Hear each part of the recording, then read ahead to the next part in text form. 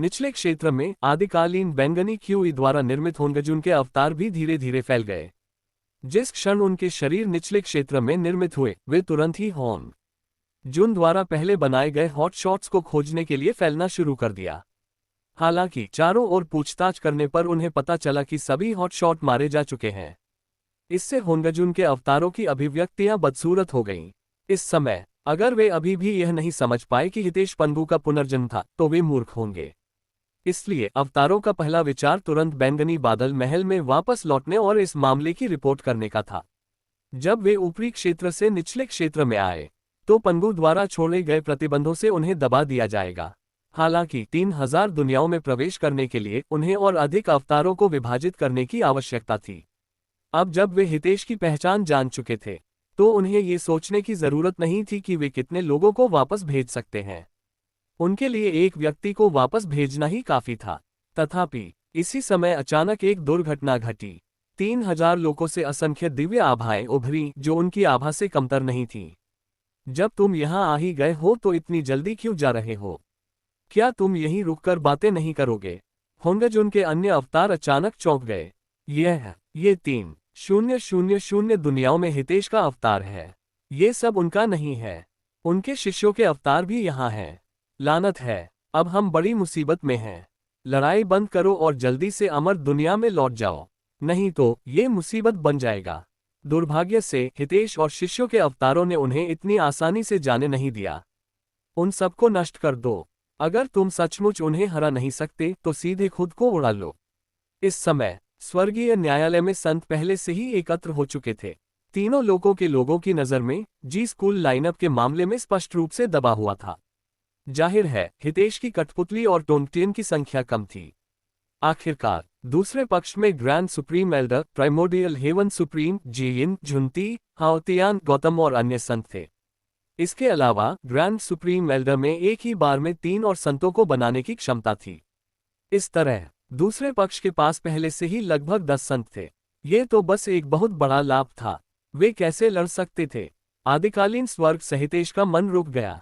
इस समय दुनिया में समय रुक गया था।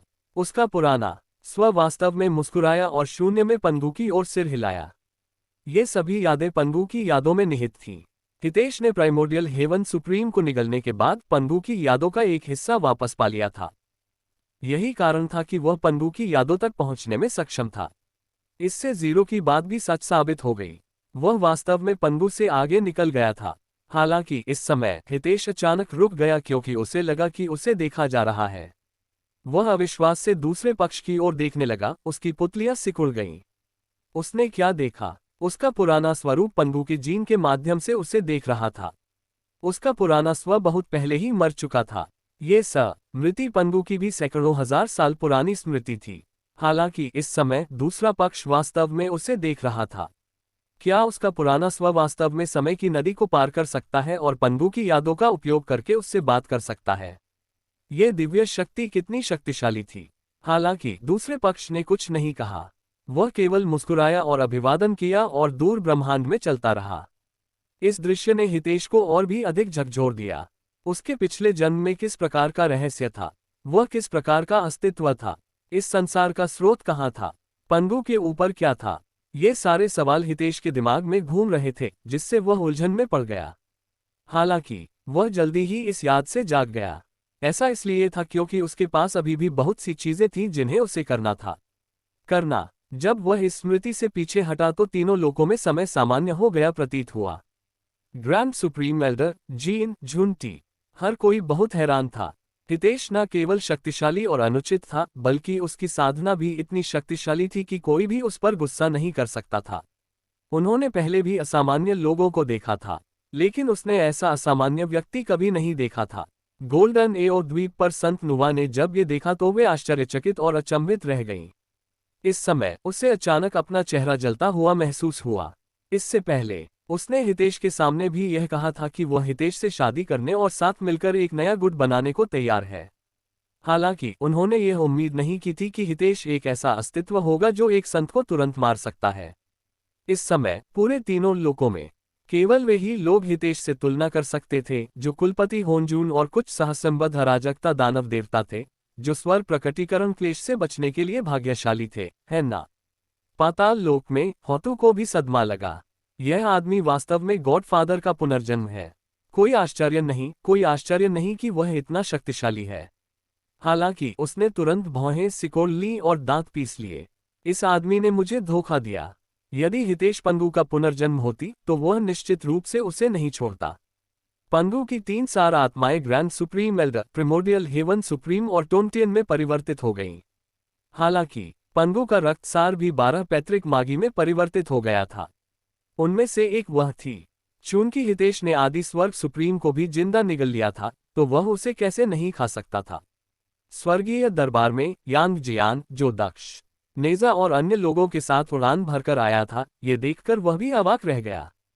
पंगू का पुनर्जन्म, वह पहले से ही एक ऐसा अस्तित्व था जिसकी वह अब कल्पना नहीं कर सकता था। इस पल उसे आंख छोटी ई रकार समझ में आ गया कि क्यों स्वर्गीय राजाली, नेजा और यहाँ तक कि सन वुकुंड के पुनर्जन्म ने हितेश का शिष्य बनना चुना था। पंगू वह व्यक्ति था जिसने संसार की स्थापना की थी। साथ ही वह ब्रह्मांड का देवता भी था। स्वाभाविक रूप से उनकी महानता का उल्लेख करने की कोई आवश्यकता नहीं थी। किसी को भी उनकी ताकत का बड़ा चढ़ाकर बखान करने की कोई आवश्यकता नहीं थी। उनके रहते हुए दुनिया में कौन ये कहने का साहस कर सकता था कि वे अजेय हैं। इस समय हितेश की नज़र पहले से ही उसके सामने खड़े ग्रैंड सुप्रीम एल्डर पर पड़ी थी। महान सर्वोच्च बुजुर्ग, मेरी सार आत्मा की अभिव्यक्ति के रूप में आप किसका इंतजार कर रहे हैं? या आपको जल्द से जल्द मेरे शरीर में वापस नहीं लौटना चाहिए। इस हल्के से वाक्य ने तुरंत ही ग्रैंड सुप्रीम एल्डर के शरीर के रोंगटे खड़े कर दिए। वह जानता था कि वह हितेश का मुकाबला नहीं कर सकता, लेकिन वह निश्चित रूप से हितेश के पंगु बॉडी के साथ विलय करने के लिए तैयार नहीं था। दौड़ना, बिना किसी हिचकिचाहट के वह तुरंत मुड़ा और बैंगनी बादल महल की ओर भाग गया। क्या तुम्हें लगता है कि हम तुम्हें भागने देंगे? अरुण और अन्य लोग तुरंत हमला करने के लिए तैयार थे, लेकिन इस समय एक सुनहरी रोशनी अचानक सबके सामने आ गई। अमिताभ, यह एक सुनहरे कांस्य में एक आकृति थी। ये हु वेई बुद्ध है। लाओजी हु वेई बुद्ध में बदल गया था। कोई तुरंत चिल्लाने से खुद को नहीं रोक सका। लाओजी के लिए उसने तुरंत अपनी ताकत का इस्तेमाल करके अरुण और अन्य लोगों पर हमला किया और उन्हें ग्रैंड सुप्रीम एल्डर तक पहुंचने से रोक दिया। तुम मौत को दावत दे रहे हो। अरुण और अन्य ने एक साथ हमला किया, इसलिए उनकी शक्ति स्वाभाविक रूप से असाधारण थी। कई जेनिथ हेवन गोल्डन इमोर्टल्स ने हु वेई बुद्ध के अवरोध को तुरंत तोड़ दिया और उन्हें गंभीर रूप से घायल कर दिया। उनकी साधना का स्तर एक जैसा था। संख्या के मामले में नामहीन संप्रदाय के शिष्यों को भारी बढ़त हासिल थी।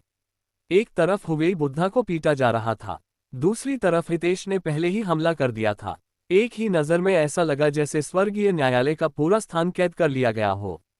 इससे पहले कि ग्रैंड सुप्रीम एल्डर स्वर्गीय न्यायालय की 33 परतों से बचकर निकल पाते, उन्हें हितेश ने सील कर दिया।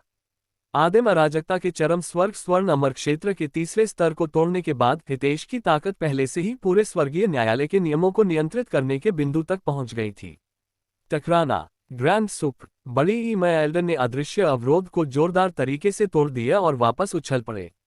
इस समय ग्रैंड सुप्रीम एल्डर अत्यधिक निराशा में थे। नहीं, वह चीखा और दहाड़ा, लगातार अपनी साधना तकनीक का प्रयोग करते हुए इस अवरोध पर बमबारी की। वह इस सील को तोड़ना चाहता था। हितेश की आंखों में एक ठंडी अभिव्यक्ति चमक उठी। उसके बड़े हाथ ने हवा को पकड़ लिया और कानूनों की एक विशाल शक्ति ने सीधे निर्दयतापूर्वक ग्रैंड सुप्रीम एल्डर को नियंत्रित किया और धीरे धीरे उसे नीचे खींच लिया। नहीं, ग्रैंड सुप्रीम एल्डर फिर से चिल्लाया और उसके पीछे एक और सुनहरा प्रकाश दिखाई दिया। वह उनका एक और अवतार था, ज्वांगजी। हालांकि जैसे ही ज्वांगजी प्रकट हुआ, इससे पहले कि वह मदद कर पाता, हितेश की नज़र ने उसे सीधे उड़ा दिया। धमाका, एक भयंकर विस्फोट के साथ स्थानिक अवरोध जीवित रूप से टूट गया। संत का विस्फोट कितना शक्तिशाली था?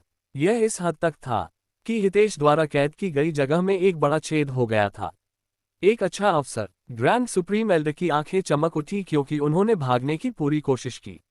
हालांकि एक ऐसी ताकत जिसने उसे घुटन महसूस कराई, ने पीछे से हमला किया। वह जानता था कि हितेश ने फिर से हमला किया है। बिना किसी हिचकिचाहट के उन्होंने सीधे अपने अंतिम अवतार कोन शेंग को बाहर निकाला। जैसे ही कोन शेन प्रकट हुआ, उसने हितेश के हमला करने से पहले ही खुद को उड़ा लिया। अभी अभी हुए मनों के विस्फोट से ग्रैंड सुप्रीम एल्डर ने पहले ही एक पैटर्न का पता लगा लिया था। संत आदिम अराजकता के शिखर स्वर्ग स्वर्ण अमर के समान स्तर पर था और आदिम अराज कता की सीमाहीन स्वर्ण अमर से उसका कोई मुकाबला नहीं था। अगर वह दूसरे पक्ष को थोड़ा हिलाना चाहता था तो वह केवल एक संत को ही विस्फोट कर सकता था। अगर ऐसा होता तो अभी भी एक मौका था। हालांकि इसके बाद उसकी जीवन शक्ति निश्चित रूप से बहुत अधिक क्षतिग्रस्त हो जाएगी या यहाँ तक कि उसकी साधना भी गिर जाएगी। हालांकि उसके पास ज्यादा विकल्प नहीं थे। हितेश बहुत शक्तिशाली था। एक बार जब वह हितेश द्वारा पकड़ा गया तो उसे हितेश द्वारा दूसरे पक्ष के पंगु शरीर की मरम्मत के लिए परिष्कृत किया जाएगा। उस समय वह अब पूरे 3 लोकों में ग्रैंड सुप्रीम एल्डर नहीं रहेगा। जब तक वह यहां से भाग सकता है और अपने मालिक को बचा सकता है, तब तक वह बच जाएगा। इसका आधार ये था कि उसे सुरक्षित बच निकलना था, उसे जीवित बाहर निकलना था।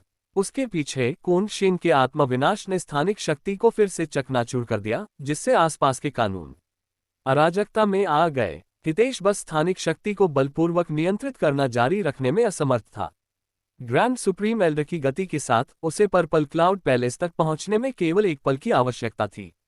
एक क्षण में वह आसानी से भाग सकता था। धमाका! जैसे ही ग्रैंड सुप्रीम एल्डर के चेहरे पर आपदा से बचने की खुशी प्रकट हुई और उसने सोचा कि वह हितेश से बच सकता है, वह एक और बाधा से टकरा गया। वह फिर से जोरदार तरीके से वापस आया। ग्रैंड सुप्रीम एल्डर पूरी तरह से अचंभित थे।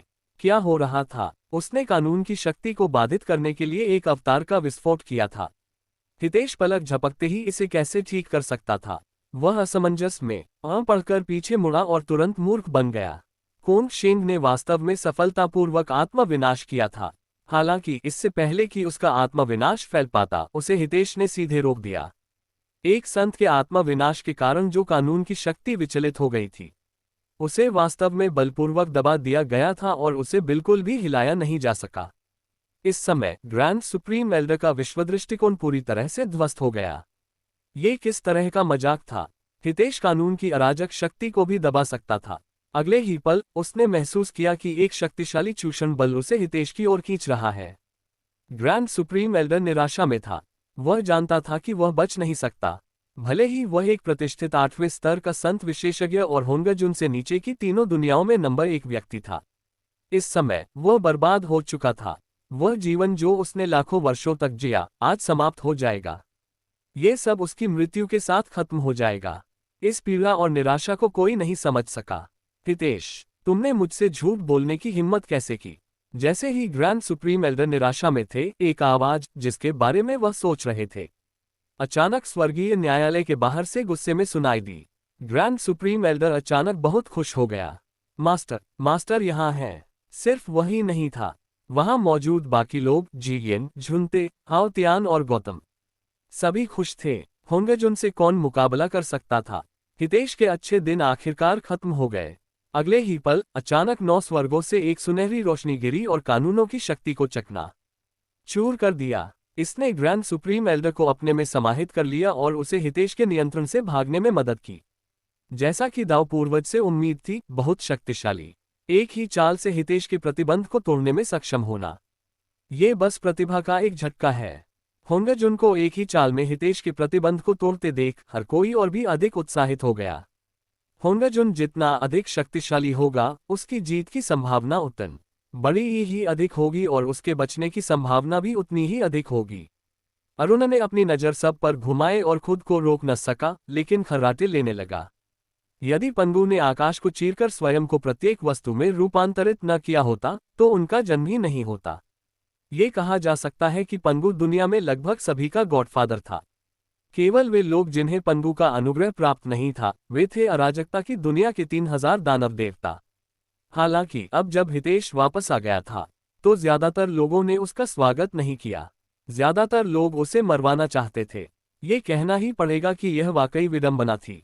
हितेश ने आसमान की ओर देखा। जब सुनहरी रोशनी गिरी, तो होंगजुन का सुनहरा शरीर धीरे धीरे सबके सामने प्रकट हुआ। नमस्कार दाव पूर्वज। स्वर्गीय दरबार में सभी लोग घुटने टेके हुए थे। होंगजुन अत्यंत लापरवाह था। इस समय प्रतिष्ठा के मामले में वह हितेश से एक स्तर अधिक मजबूत था। उसने अपना सिर नीचे नहीं किया। उसने केवल अपनी भौहें नीचे की और हितेश को देखा, मानो वह आभा के मामले में हितेश से पूरी तरह आगे निकल गया हो। दुर्भाग्य से हितेश ने उसे पूरी तरह से नजरअंदाज कर दिया। हम्फ, हल्की सी खर्राटे के साथ हुनगुन ने कहा, हितेश तुम बहुत नीच हो। तुमने मुझसे छिपने के लिए कठपुतली संत का इस्तेमाल किया, लेकिन तुम्हारा मुख्य शरीर पीछे छिप गया और गुप्त रूप से साधना करता रहा। अतीत का पंगु इतना नीच नहीं था जितना कि आप। हितेश ने उसकी ओर उदासीनता से देखा। हम 3000 अराजक दानव देवताओं के रूप में, क्या आप लोग और भी अधिक घृणित नहीं थे जब आपने मेरे खिलाफ योजना बनाने के लिए एक साथ काम किया था? होंगजुन के चेहरे पर कोई परिवर्तन नहीं आया। अतीत में अराजकता दानव देवताओं के रूप में हमें स्वाभाविक रूप से अराजकता दुनिया की रक्षा के लिए एक साथ काम करना पड़ा, क्योंकि आप इसे तोड़ना चाहते थे। इसलिए हमने विरोध करने के लिए एक साथ काम किया। इसमें क्या गलत है? तुम्हें यकीनन ये सम्मानजनक बहाने बनाना आता है। हितेश के चेहरे पर कोई खास भाव नहीं था। ऐसे नीच और बेशर्म व्यक्ति के बारे में और कुछ कहना बेकार था। केवल दूसरे पक्ष को पीट पीट कर और उसे मारकर ही वह दया की भीख मांगना सीख सकता था। बिना कुछ कहे हितेश ने हल्के से अपना पैर थपथपाया और एक बल ने तुरंत पूरे स्वर्गीय न्यायालय में फिर से हमला कर दिया। इस समय सभी शिष्य जो वुजी संप्रदाय से नहीं थे, एक ही समय में इस बल से प्रभावित हुए। बैंग बैंग बैंग, अंधाधुंध हमले ने सीधे उन छोटे छोटे जीवों को इसे झेलने में असमर्थ बना दिया और वे मौके पर ही फट गए। फिर ये और भी मजबूत स्तरों तक फैल गया। ताई गोल्डन इमोर्टल्स सबसे पहले पीड़ित हुए, उसके बाद जेनिथ हेवन गोल्डन इमोर्टल्स। ये देखकर कि संत क्षेत्र के ऊपर के विशेषज्ञ इसका सामना करने में असमर्थ थे, हुनगजुन ने फिर से हमला किया। एक सुनहरी रोशनी फैल गई और तुरंत सभी संत क्षेत्र के विशेषज्ञों की रक्षा की। हितेश ने हुनगजुन की ओर कदम बढ़ाने से पहले अरुण पर नजर डाली। अरुण भी जल्दी से समझ गया।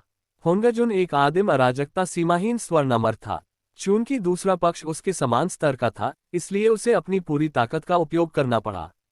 जहां तक ग्रैंड सुप्रीम एल्डर और अन्य संतों का सवाल है, साथ ही विभिन्न संप्रदायों के अर्ध संतों को भी अरुण और अन्य लोगों के लिए छोड़ दिया गया था। कुलपति होंजून स्वाभाविक रूप से हितेश के इरादों को जानते थे। अपनी उंगली के एक झटके से उन्होंने कई आदिम बैंगनी क्यूई को अलग किया और उन्हें दुनिया की ओर फैला दिया। आदिकालीन बैंगनी क्यूई शीघ्रता से अलग हो गई और पलक झपकते ही तीनों लोकों के अर्ध संतों के शरीरों में समा गई। चांद स्कूल के गुआंग चेंगाजी चिजिंगजी पश्चिमी संप्रदाय के रंडेंग प्राचीन बुद्ध मैत्रेय बुद्ध गुवानयिन पुक्सियन कोन जुवान स्वर्गीय न्यायालय की पश्चिमी रानी माँ। तीनों लोकों में हुनगजुन के नियंत्रण में आने वाले सभी गुटों को कुलपति हुनगजुन का अनुग्रह प्राप्त हुआ था। उनकी साधना फिर से बढ़ गई थी और वे अर्ध संत क्षेत्र को पूरी तरह से तोड़कर सच्चे संत बन गए थे। इस दृश्य ने अनगिनत लोगों की ईर्ष्या और घृणा को आकर्षित किया। संतों, वे संत बन गए थे। यह एक ऐसा अस्तित्व था जिसके लिए बहुत से लोग तरसते थे लेकिन बन नहीं पाते थे। अब हितेश से निपटने के लिए दाव पूर्वज ने वास्तव में बहुत सारी आदिम बैंगनी क्यूई दे दी थी, जिससे बहुत से लोग संत बन गए। यदि वे अर्ध संत क्षेत्र में पहुंच गए होते और संयोग से दाव पूर्वज होंजून के वंश से होते, तो क्या उन्हें भी इस समय संत बनने का मौका नहीं मिलता? जो लोग लगन से खेती नहीं करते, उन्हें एक दिन पछताना ही पड़ता है। पलक झपकते ही होंगजुन के वंश में संतों की संख्या 30 से अधिक हो गई। वह हितेश को उदासीनता से देखता रहा, उसकी आंखों में उत्तेजना का भाव भी था। जी स्कूल के सभी सदस्यों को मार डालो। हाँ, टोंटियन की अभिव्यक्ति में भारी परिवर्तन आया। गुरुजी, नहीं, जी स्कूल में हमारे बहुत से शिष्य हैं। टोंटियन, होंगजुन चिल्लाया, वे अब जी स्कूल के शिष्य नहीं हैं। उनसे पूछो कि वे तब छोटे उम्हारे या हितेश के प्रति वफादार हैं या नहीं। असल में हितेश तुम्हें भी नहीं छोड़ेगा। तुम पंगु के 3 सार आत्मा क्षेत्र विशेषज्ञों में से एक हो। वह निश्चित रूप से खुद को मजबूत करने के लिए तुम्हें अवशोषित करेगा। सीआईए, क्या तुम जागने वाले नहीं हो? जल्दी से हितेश को नष्ट करने में मेरी मदद करो। मास्टर तुम्हारे जी स्कूल को संकट में समृद्ध होने देंगे। मास्टर जी, मैं। टोंटियन बहुत मुश्किल स्थिति में था। उसने अपने शिष्यों की ओर देखा और उसकी आंखों में दर्द झलक रहा था। हालांकि वे अब निश्चित रूप से हितेश के प्रति वफादार थे, लेकिन हितेश के प्रकट होने से पहले हजारों वर्षों में वे हमेशा गोल्डन एओ द्वीप पर ही रहे थे और उसके लौटने का इंतजार करते थे। वह इस दोस्ती को कैसे छोड़ सकता था? हितेश ने उस पर अपनी नजर घुमाए और उदासीनता से कहा, टोंटियन, मेरा पुनर्जन्म शरीर तुम्हारे द्वारा बनाया गया था।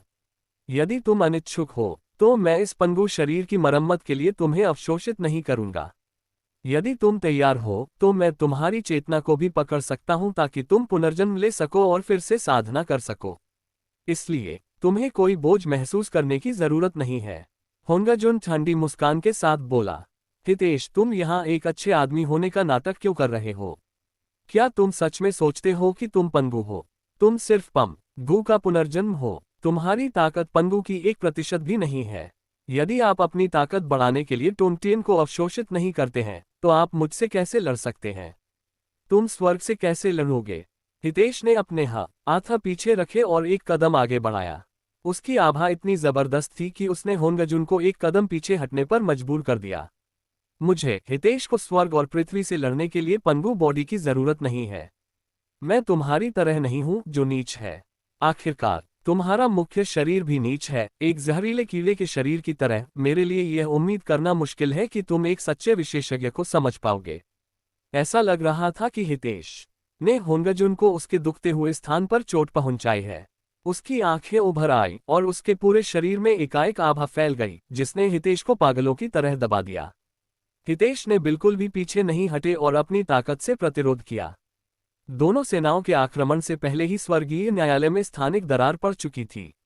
इस स्थानिक दरार ने स्वर्गीय न्यायालय के स्थान को 2 परतों में विभाजित कर दिया। पश्चिमी संप्रदाय के पुक्सियन, जो अभी अभी संत बने थे, मौके पर ही फट गए।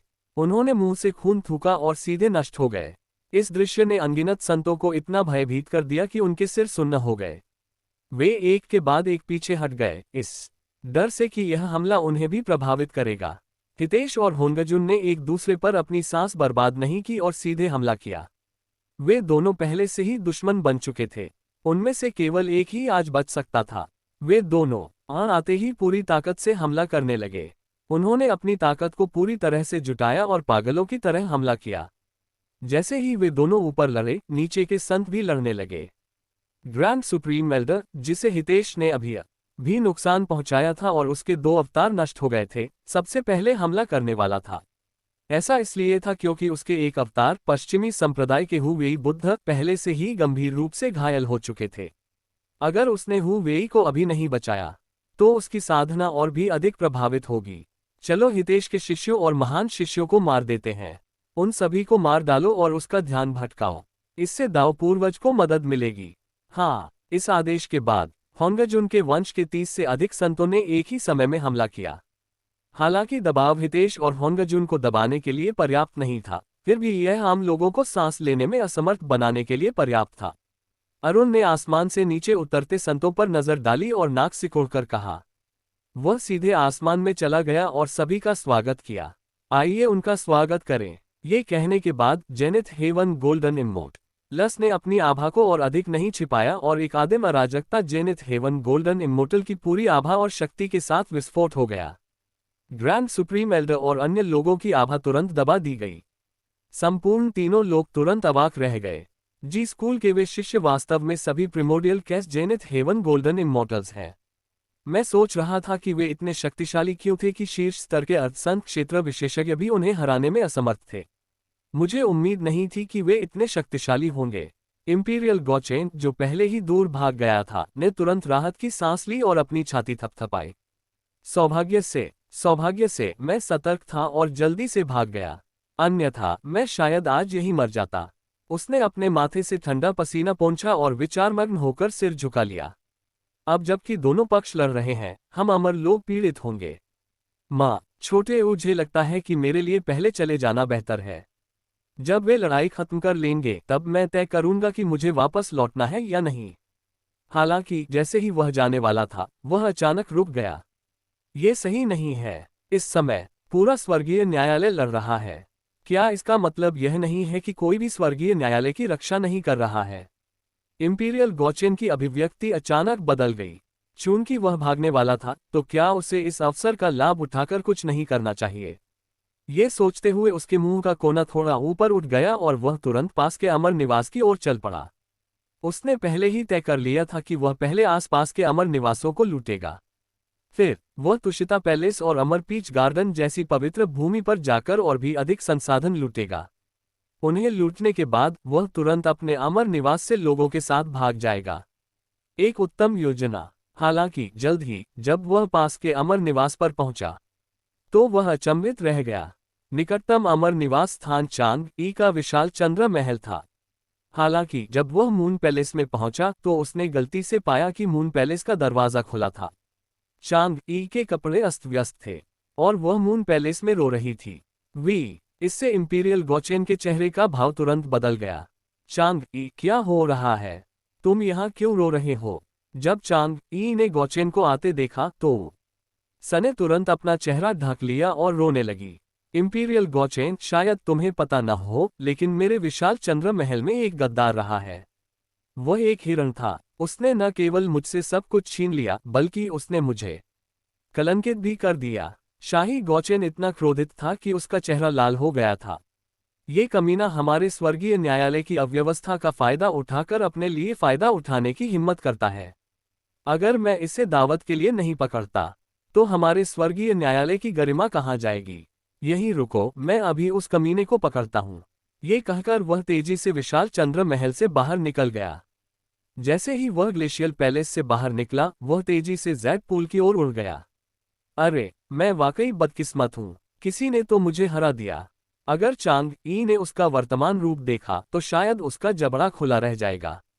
वास्तव में इंपीरियल गौचेन को चांग ई की परवाह कैसे हो सकती है? इस तथ्य को एक तरफ रखते हुए कि चांग ई स्वर्गीय न्यायालय की एक तुच्छ अमर थी, केवल इस तथ्य से कि उसे स्वर्गीय न्यायालय में इतनी सारी मक्खियों द्वारा निशाना बनाया जा रहा था, वह सड़ हुए मांस का टुकड़ा बन गई। गौचेन के लिए उसके जैसे कचरे के लिए काम करना भी असंभव था। वह इसलिए विनम्र था क्योंकि वह शीघ्रता से विशाल चंद्र महल से निकल जाना चाहता था और देखना चाहता था कि क्या अन्य स्थानों से अच्छी चीजें छीन ली गई हैं। विशाल चंद्र महल में अपना सबक सीखने के बाद वह अब इन देवताओं की संपत्ति को लूटना नहीं चाहता था। उसका लक्ष्य अधिक महत्वाकांक्षी होना था। वह पहले स्वर्गीय न्यायालय की सबसे अच्छी वस्तुएं प्राप्त करना चाहता था। उदाहरण के लिए जेड पूल की रानी माँ का अमर पीच गार्डन। वे अमर आड़ू सभी खजाने थे। क्या उन्हें न लेना दुख की बात नहीं होगी? इसलिए गौचेन तुरंत अमर पीच गार्डन की ओर दौड़ा। 11,111 कुलुता पूर्व। हालांकि जब वह अमर पीच गार्डन में पहुंचे तो वह अचंभित रह गए। अमर आड़ू उद्यान अब पहले जैसा नहीं रहा। सारे अमर आड़ू के पेड़ उखड़ गए थे। केवल कुछ आधे खाए हुए आड़ू के बीज ही जमीन पर बचे थे। यह क्या हो रहा है? अमर आड़ू का पेड़ कहाँ है? अमर आड़ू कहाँ है? भूमि देवता, यहाँ से चले जाओ। उसकी आवाज सुनकर जमीन तुरंत हरे धुएं के गुबार में बदल गई और उसके सामने प्रकट हो गई। नमस्कार इंपीरियल गौचेन, बकवास बंद करो, मैं तुमसे पूछता हूँ, अमर आड़ू के पेड़ कहाँ हैं? और वे अमर आड़ू कहाँ हैं? वे कहाँ चले गए? शाही गौचेन, अमर आड़ू सभी छीन लिए गए हैं। साथ ही अमर आड़ू के पेड़ों को भी किसी ने खोदकर निकाल दिया है। क्या ये किसने किया? मुझे भी नहीं पता। दूसरा पक्ष अकेला नहीं आया था। बहुत से लोग आए और अमर आड़ू के पेड़ों और आड़ू को छीनने के लिए झुंड में आ गए। उनमें एक हिरण और एक अग्नि फीनिक्स था। वह अग्नि फीनिक्स वही अग्नि फीनिक्स लगता है जिसे पिछले कुछ सालों में रानी माँ ने वश में कर लिया था। मैंने एक बार इसे अपनी आंखों से रानी माँ की गाड़ी खींचते हुए देखा था। गौचेन का चेहरा बुरी तरह से तमतमा उठा। ये सुनकर उसे कैसे पता नहीं चल पाया कि क्या हो रहा है।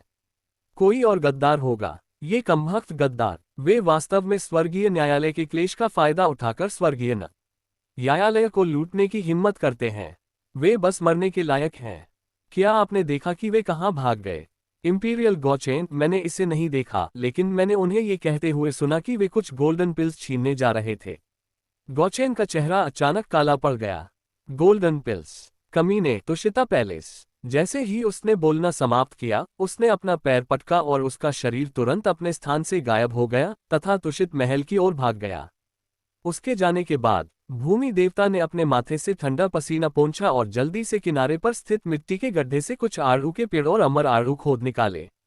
हे, इन अमर आड़ू के पेड़ों और इतने सारे अमर आड़ू के साथ मेरे लिए एक जेनिथ हेवन गोल्डन इमोर्टल बनना काफी है। स्वर्गीय न्यायालय समाप्त हो गया है। मुझे पहले छिपने और खेती करने के लिए निचले क्षेत्र में एक जगह ढूंढनी चाहिए। पलक झपकते ही गौचेन तुषिता पैलेस पहुंच गया। उसकी गति आश्चर्यजनक रूप से तेज थी।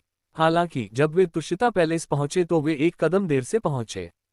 पूरे तुषित महल के सभी बाल शिष्य मारे जा चुके थे। हर जगह सुनहरा खून बह रहा था।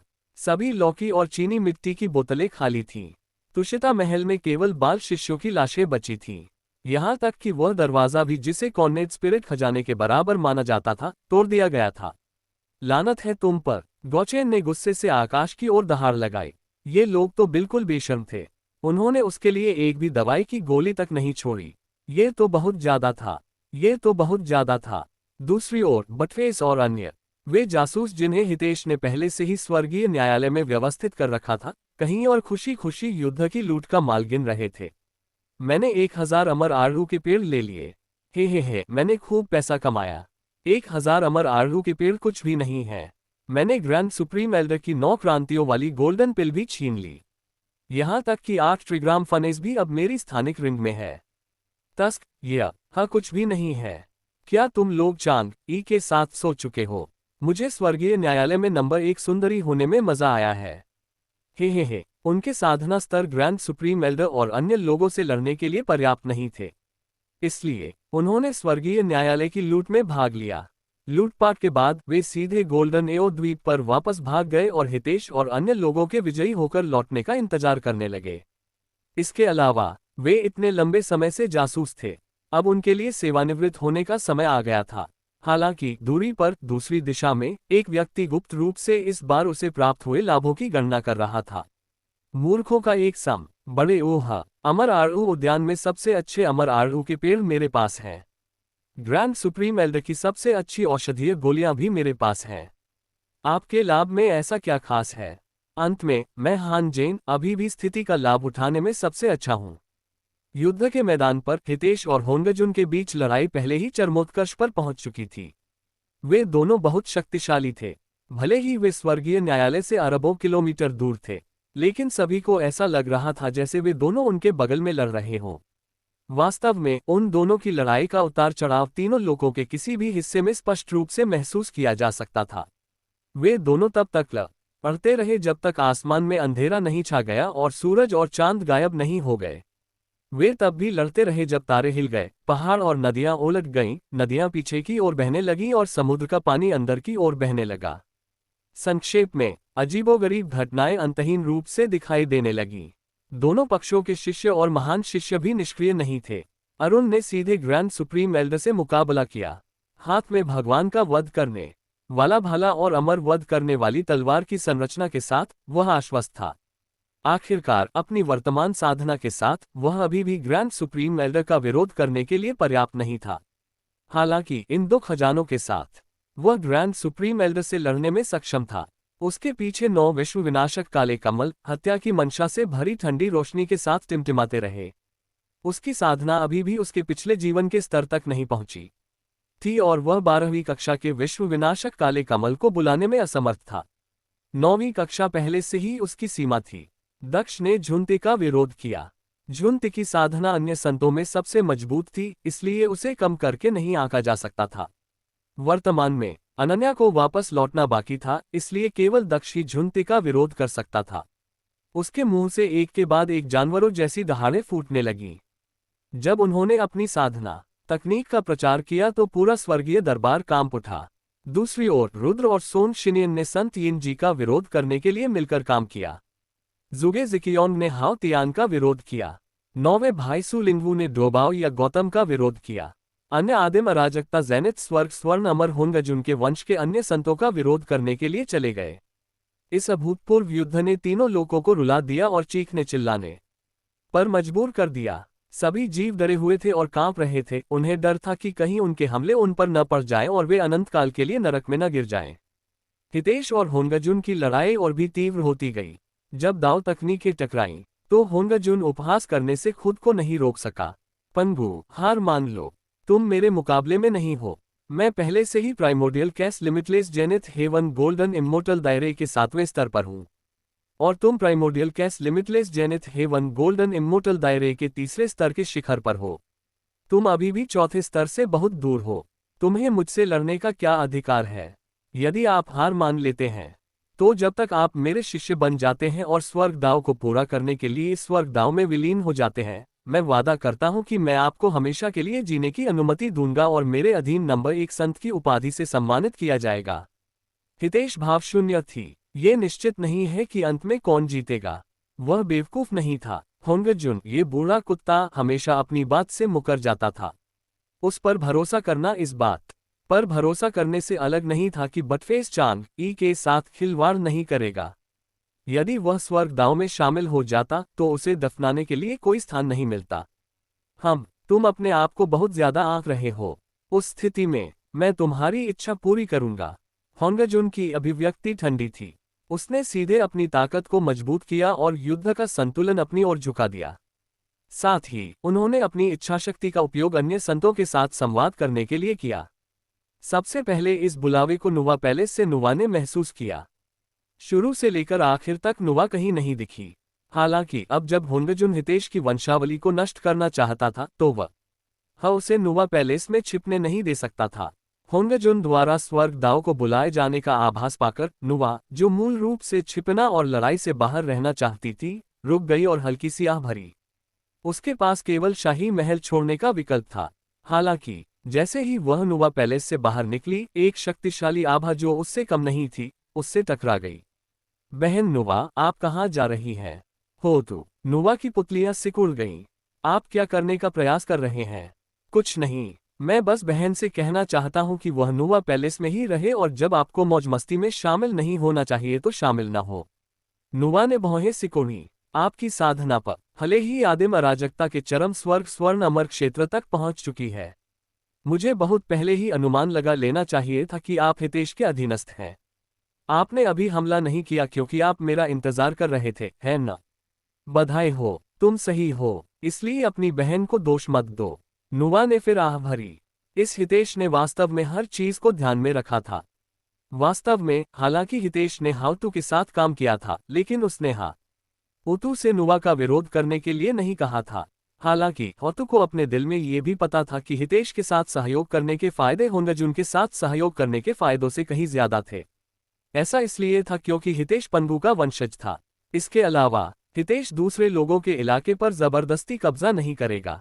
वह होंगजुन से भिन्न था, जो तीनों लोगों पर कब्जा करना चाहता था और सब कुछ अपने लिए लेना चाहता था। इसके अलावा होंगजुन बहुत पक्षपाती थी। पिछले दसियों हजार सालों में होतू ने अनगिनत पुण्य अर्जित किए थे। वह संत इसलिए नहीं बनी क्योंकि वह नहीं चाहती थी कि दूसरे संत उसके खिलाफ षड्यंत्र करें। यदि वह होंगजुन की शिष्या बन गई तो निश्चित रूप से उसके विरुद्ध षड्यंत्र किया जाएगा। स्वर्गीय न्यायालय के युद्ध क्षेत्र में जब जी यिन ने एक ही चाल में रुद्र और सोंग शिन्यन की संयुक्त मुहर को वापस धकेल दिया तो उसने गौतम पर चिल्लाया, डोबाओ, पश्चिमी स्वर्ग के सभी बुद्धों को बुलाओ और 10,000 बुद्ध संरचना का उपयोग करो। इस लड़ाई में अपना सब कुछ झोंक दो। हमारे स्पिरिट माउंटेन की सारी नींव उखाड़ दो।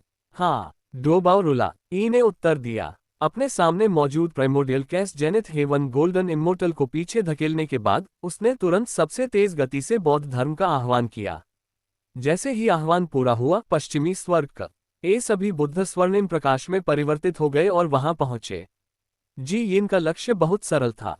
वह हितेश का विरोध करने के लिए होंगजुन की मदद करने के लिए स्पिरिट माउंटेन पर हजारों वर्षों के संचय का उपयोग करना चाहता था। जब तक वह हितेश को नष्ट कर देता तब तक दाव पूर्वज होंगजुन स्वाभाविक रूप से उसके साथ बुरा व्यवहार नहीं करेंगे। यदि आत्मा पर्वत नष्ट हो जाए तो भी इसे फिर से बनाया जा सकता है। अधिक से अधिक, इसमें केवल दसियों हजार या लाखों साल लगेंगे। संक्षेप में, जो कुछ भी समय के साथ संचित किया जा सकता था वह बेकार था। दूसरी ओर, दाव पूर्वज होंजुन द्वारा दी गई चीजों का मूल्य अथाह था। इस समय पाताल लोक में जियांग ताइक्सुआन भी रक्त के पौराणिक समुद्र में पहुंच चुका था।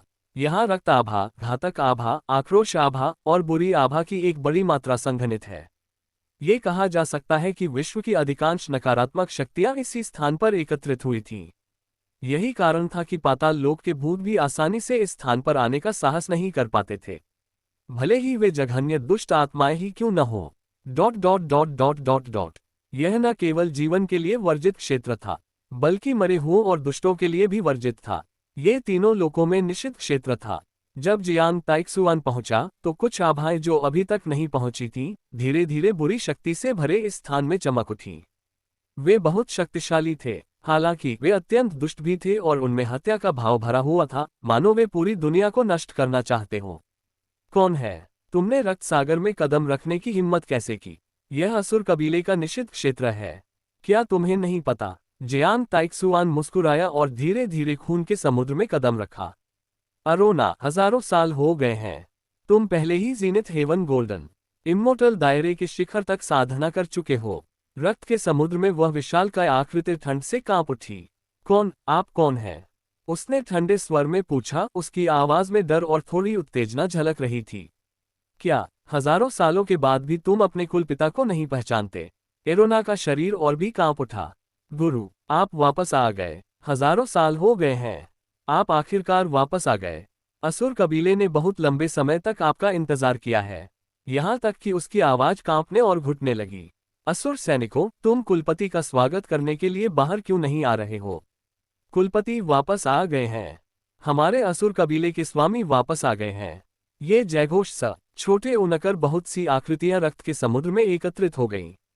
हर आकृति अत्यंत शक्तिशाली आभा से भरी हुई थी। हर आकृति की साधना जेनिथ हेवन गोल्डन इम्मोर्टल से कम नहीं थी। वे कभी इस दुनिया के दानव देवता थे और पैट्रियार्क नेदरवर्ल्ड के अधीन हो गए थे। पैट्रियार्क नेदरवर्ल्ड ने उन्हें असुर कुलों में बदल दिया था। पैट्रियार्क वापस आ गया है।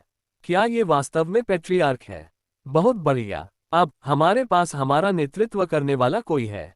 अब समय आ गया है कि हमारे असुर कबीले को अपनी दिव्य शक्ति पुनः प्राप्त करनी चाहिए। जियांग ताइक्सुआन ने संतोष में सिर हिलाया और इन पुराने अधीनस्थों के प्रदर्शन से बहुत संतुष्ट था। हालांकि इस समय एक असंगत आवाज अचानक सुनाई दी। हंफ, अगर वह वापस आ गया तो क्या होगा? उसका मुख्य शरीर स्वर्गीय न्यायालय द्वारा बहुत पहले ही नष्ट कर दिया गया है। वर्तमान में वह केवल एक साधारण अमर साधक है जिसने पुनर्जन्म लिया है।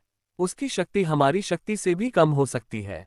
हमें अभी भी उसे अपना गुरु क्यों मानना चाहिए? यहाँ तक कि उसके बिना भी हम अभी भी अपने भाग्य को नियंत्रित कर सकते हैं। हालांकि अगर वह वापस लौटता है तो हम उसके गुलाम बन जाएंगे। क्या आप अपना भाग्य स्वयं नियंत्रित नहीं करना चाहते? जियांग ताइक्सुआन ने अचानक थोड़ा सा भौहें सिकोड़ ली। उसने अपनी नजर नीचे झुकाई। कुछ आकृतियां उसे हठपूर्वक घूर रही थीं। उनकी आंखें अहंकार से भरी थीं और वे उसे बिल्कुल भी गंभीरता से नहीं ले रहे थे। जियांग ताइक्सुआन की अभिव्यक्ति कुछ हद तक ठंडी थी। सोरोद, अगर मैं तुम्हें उस समय अपने साथ नहीं ले जाता तो तुम बहुत पहले ही स्वर्गीय न्यायालय द्वारा नष्ट कर दिए गए होते। क्या तुम आज मुझे धोखा देना चाहते हो? सोरोद जोर से हंसा। नाटक करना बंद करो। मैं तुमसे बिल्कुल नहीं डरता। तुम एक बार पहले ही मर चुके हो। तुम में पहले जैसी ताकत नहीं है। मैं तुम्हारा हुक्म नहीं मानूंगा। जियांग ताइक्सुआन ने अपना सिर हिलाया और हल्की सी आह भरी। तुम अपना सिर क्यों हिला रहे हो? मैंने अपना सिर हिलाया क्यों? छोटी ही मुझे तुम पर दया आ रही है कि तुम बहुत मूर्ख हो। जैसे ही उसने बोलना समाप्त किया, उसने हवा पकड़ी और तुरंत उन आकृतियों को जमीन से खींच लिया। इससे पहले कि वे प्रतिक्रिया कर पाते, जियांग ताइक्सुआन ने पना हाथ भींच लिया और कुछ असुर कबीले के विशेषज्ञों की आकृतियां सीधे खूनी धुंध में उड़ गईं। जब पूरे असुर कबीले ने ये दृश्य देखा तो वे अचंभित और स्तब्ध रह गए। जियांग ताइक्सुआन ने अपने हाथ अपनी पीठ के पीछे रखे और ठंडी निगाह से कहा, अगर कुछ लोग सोचते हैं कि वे मेरा विरोध सिर्फ इसलिए कर सकते हैं क्योंकि मेरी साधना कमजोर हो गई है, तो मैं आपको केवल इतना बता सकता हूं कि आप बहुत मूर्ख हैं। अगर मैं कमजोर भी हो जाऊं तो इसका मतलब यह नहीं है कि आप लोग मजबूत हो गए हैं। इसके अलावा न केवल मैं कमजोर नहीं हुई, बल्कि मैं वास्तव में अधिक मजबूत हो गई। जैसे ही उसने बोलना समाप्त किया, वो सीधे आदिम अराजकता के शिखर स्वर्ग स्वर्ण अमर की आभा के साथ फट पड़ा। एक क्षण में ही सभी असुर वंशी पागल हो गए। कुलपति ने आदिकालीन अराजकता के शिखर स्वर्ग स्वर्ण अमर क्षेत्र में कदम रखा है।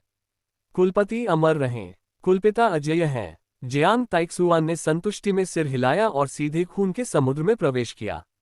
उस समय जब उन पर स्वर्गीय न्यायालय और बौद्ध संप्रदाय द्वारा हमला किया गया था, तो उन्होंने पहले से ही तैयारी कर ली थी और रक्त के इस समुद्र में अपना जीवन चिन्ह अंकित कर दिया था।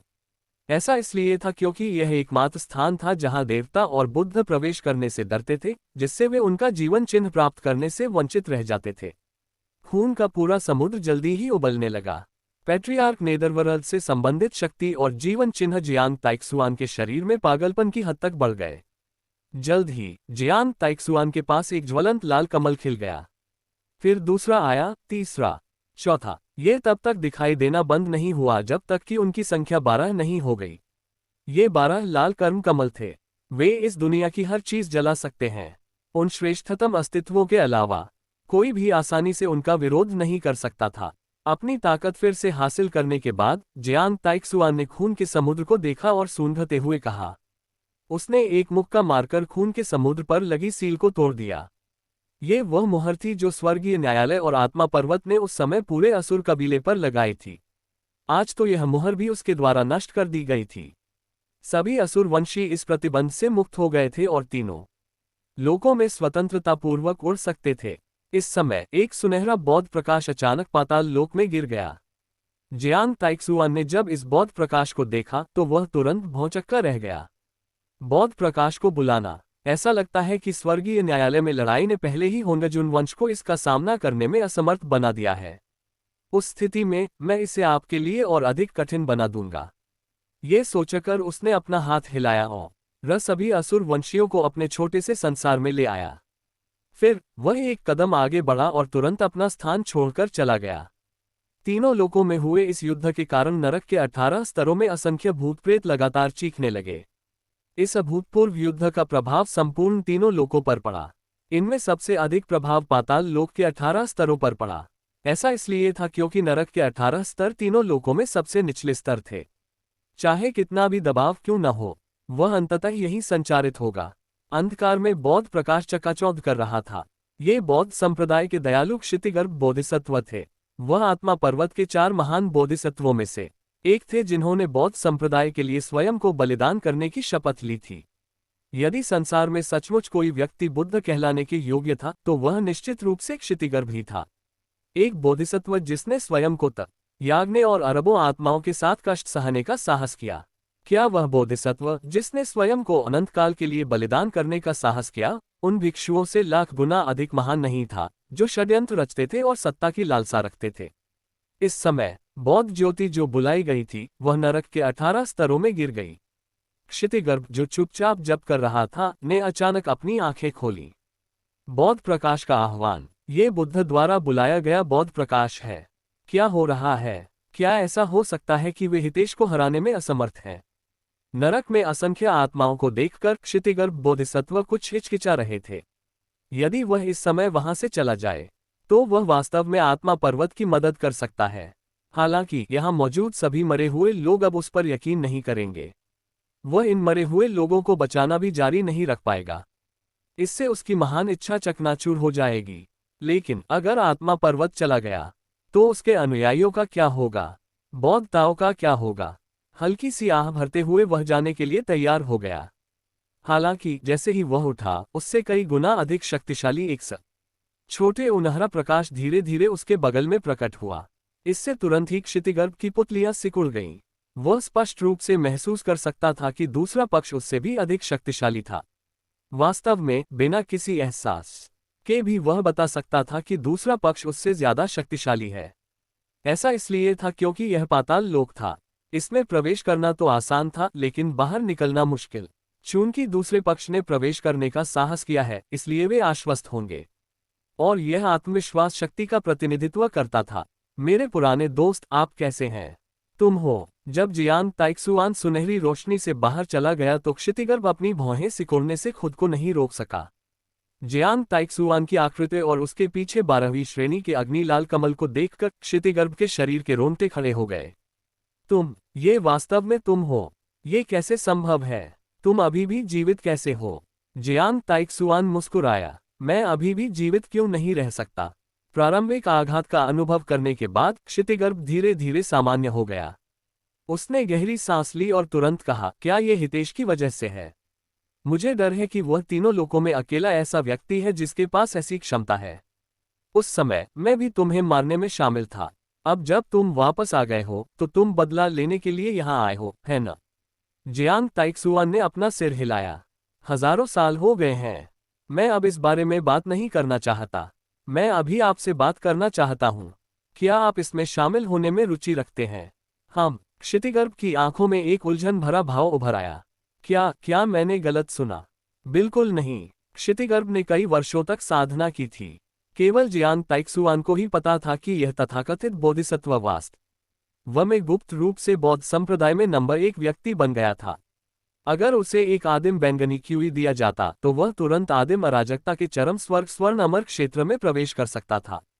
वह एक बहुत बड़ी लड़ाकू शक्ति बन जाता।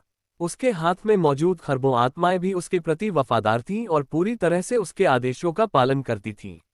इस समय स्वर्गीय न्यायालय में उसके स्वामी और कुलपति हुनजुन के बीच युद्ध चल रहा था। इस समय उसके स्वामी के लिए अधिक शक्ति होना अत्यंत सहायक हो सकता है। क्षितिगर्भ ने अपना सिर हिलाया।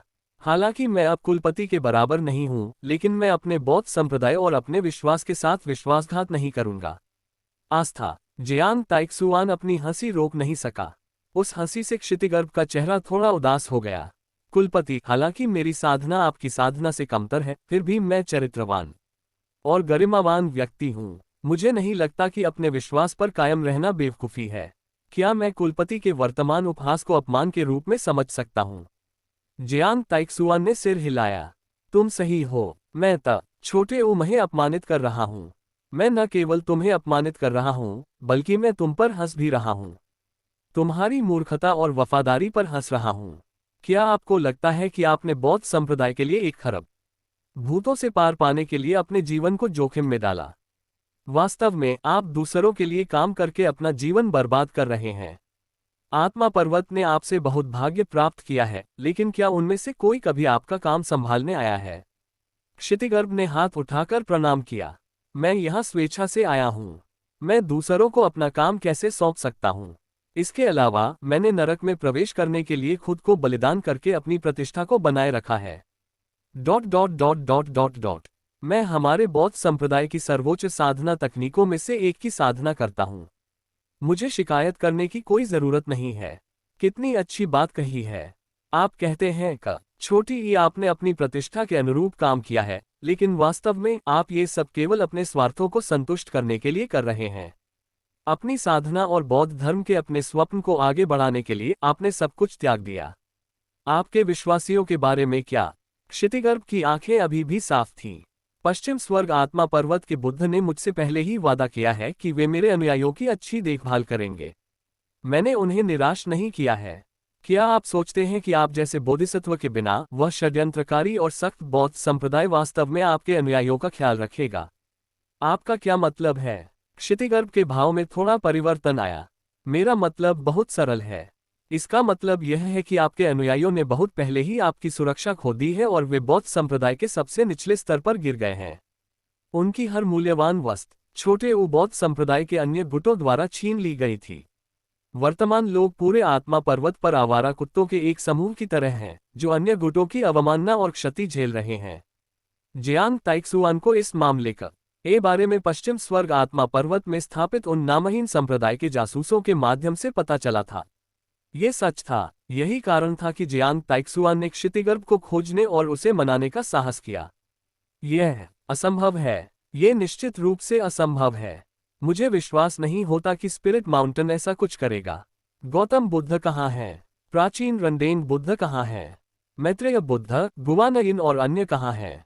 कम से कम भी संत हैं। क्या संत हस्तक्षेप नहीं करेंगे? अब आत्मा पर्वत के सभी सबसे शक्तिशाली विशेषज्ञ मेरे कनिष्ठ भाइयों और बहनों का विरोध करने के लिए 10,000 बुद्ध संरचना बनाने के लिए स्वर्गीय न्यायालय की ओर भाग रहे हैं। आत्मा पर्वत अब पूरी तरह से खाली हो चुका है।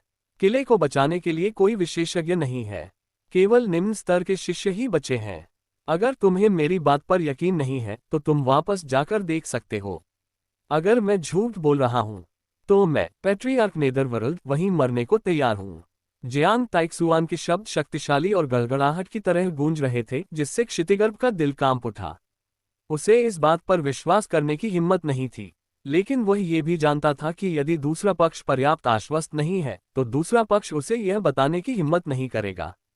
ऐसा इसलिए था क्योंकि जियांग ताइक्सुआन की साधना पूरी तरह से उसकी अपनी साधना से ऊपर थी।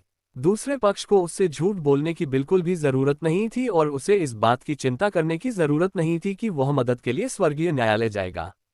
जब तक दूसरा पक्ष उसे मारना चाहता था, वह अपनी उंगली के एक सहज झटके से ऐसा कर सकता था।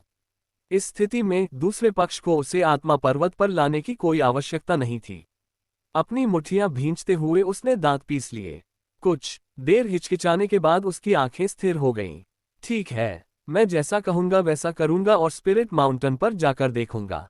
अगर तुमने मुझसे झूठ बोलने की हिम्मत की तो मैं तुम्हें हरगिज नहीं छोड़ूंगा, मुझे अपनी हड्डियां तोड़कर ही क्यों न मरना पड़े। जियांग ताइक्सुआन आत्मविश्वास से मुस्कुराया। चिंता मत करो, अगर मैं तुमसे झूठ बोलना चाहता तो मैं तुम्हें यहीं और अभी मार डालता। क्षितिगर्भ ने जियांग ताइक्सुआन की ओर अपने हाथ बढ़ाए और तुरंत आत्मा पर्वत की ओर चल पड़ा। असुर वंश के लोग शीघ्र ही जियांग ताइक्सुआन के पास पहुंच गए। कुलपति, अब हमें क्या करना चाहिए? जियांग ताइक्सुआन ने आकाश की ओर देखा और धीरे धीरे एक आभा के साथ प्रस्फुटित हुआ, जो नीचे दुनिया की ओर देख रही थी। बेशक मैं चाहता हूं कि तुम मेरे पीछे 9 स्वर्गों तक चलो और होंगाजुन के वंश से मौत तक लड़ो। हाँ, स्वर्गीय न्यायालय में हितेश और होंगाजुन की लड़ाई अभी भी गतिरोध में थी। होंगाजुन की शक्तिशाली साधना और अंतहीन दमन के कारण हितेश धीरे धीरे नुकसान में आ गया। इसमें कोई मदद नहीं की जा सकती थी। वर्तमान होंगाजुन की खेती अभी भी उससे अधिक मजबूत थी।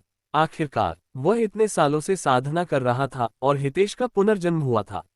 इस जीवन में भले ही उन त्वरित वर्षों को सामान्य वर्षों में बदल दिया जाए, फिर भी उसे अभी 10,000 साल साधना करनी थी। ये तो दूसरी पार्टी से तुलना योग्य ही नहीं था। हालांकि इतने कम समय में इस स्तर तक पहुंचना उनके लिए पहले से ही बुरा नहीं था।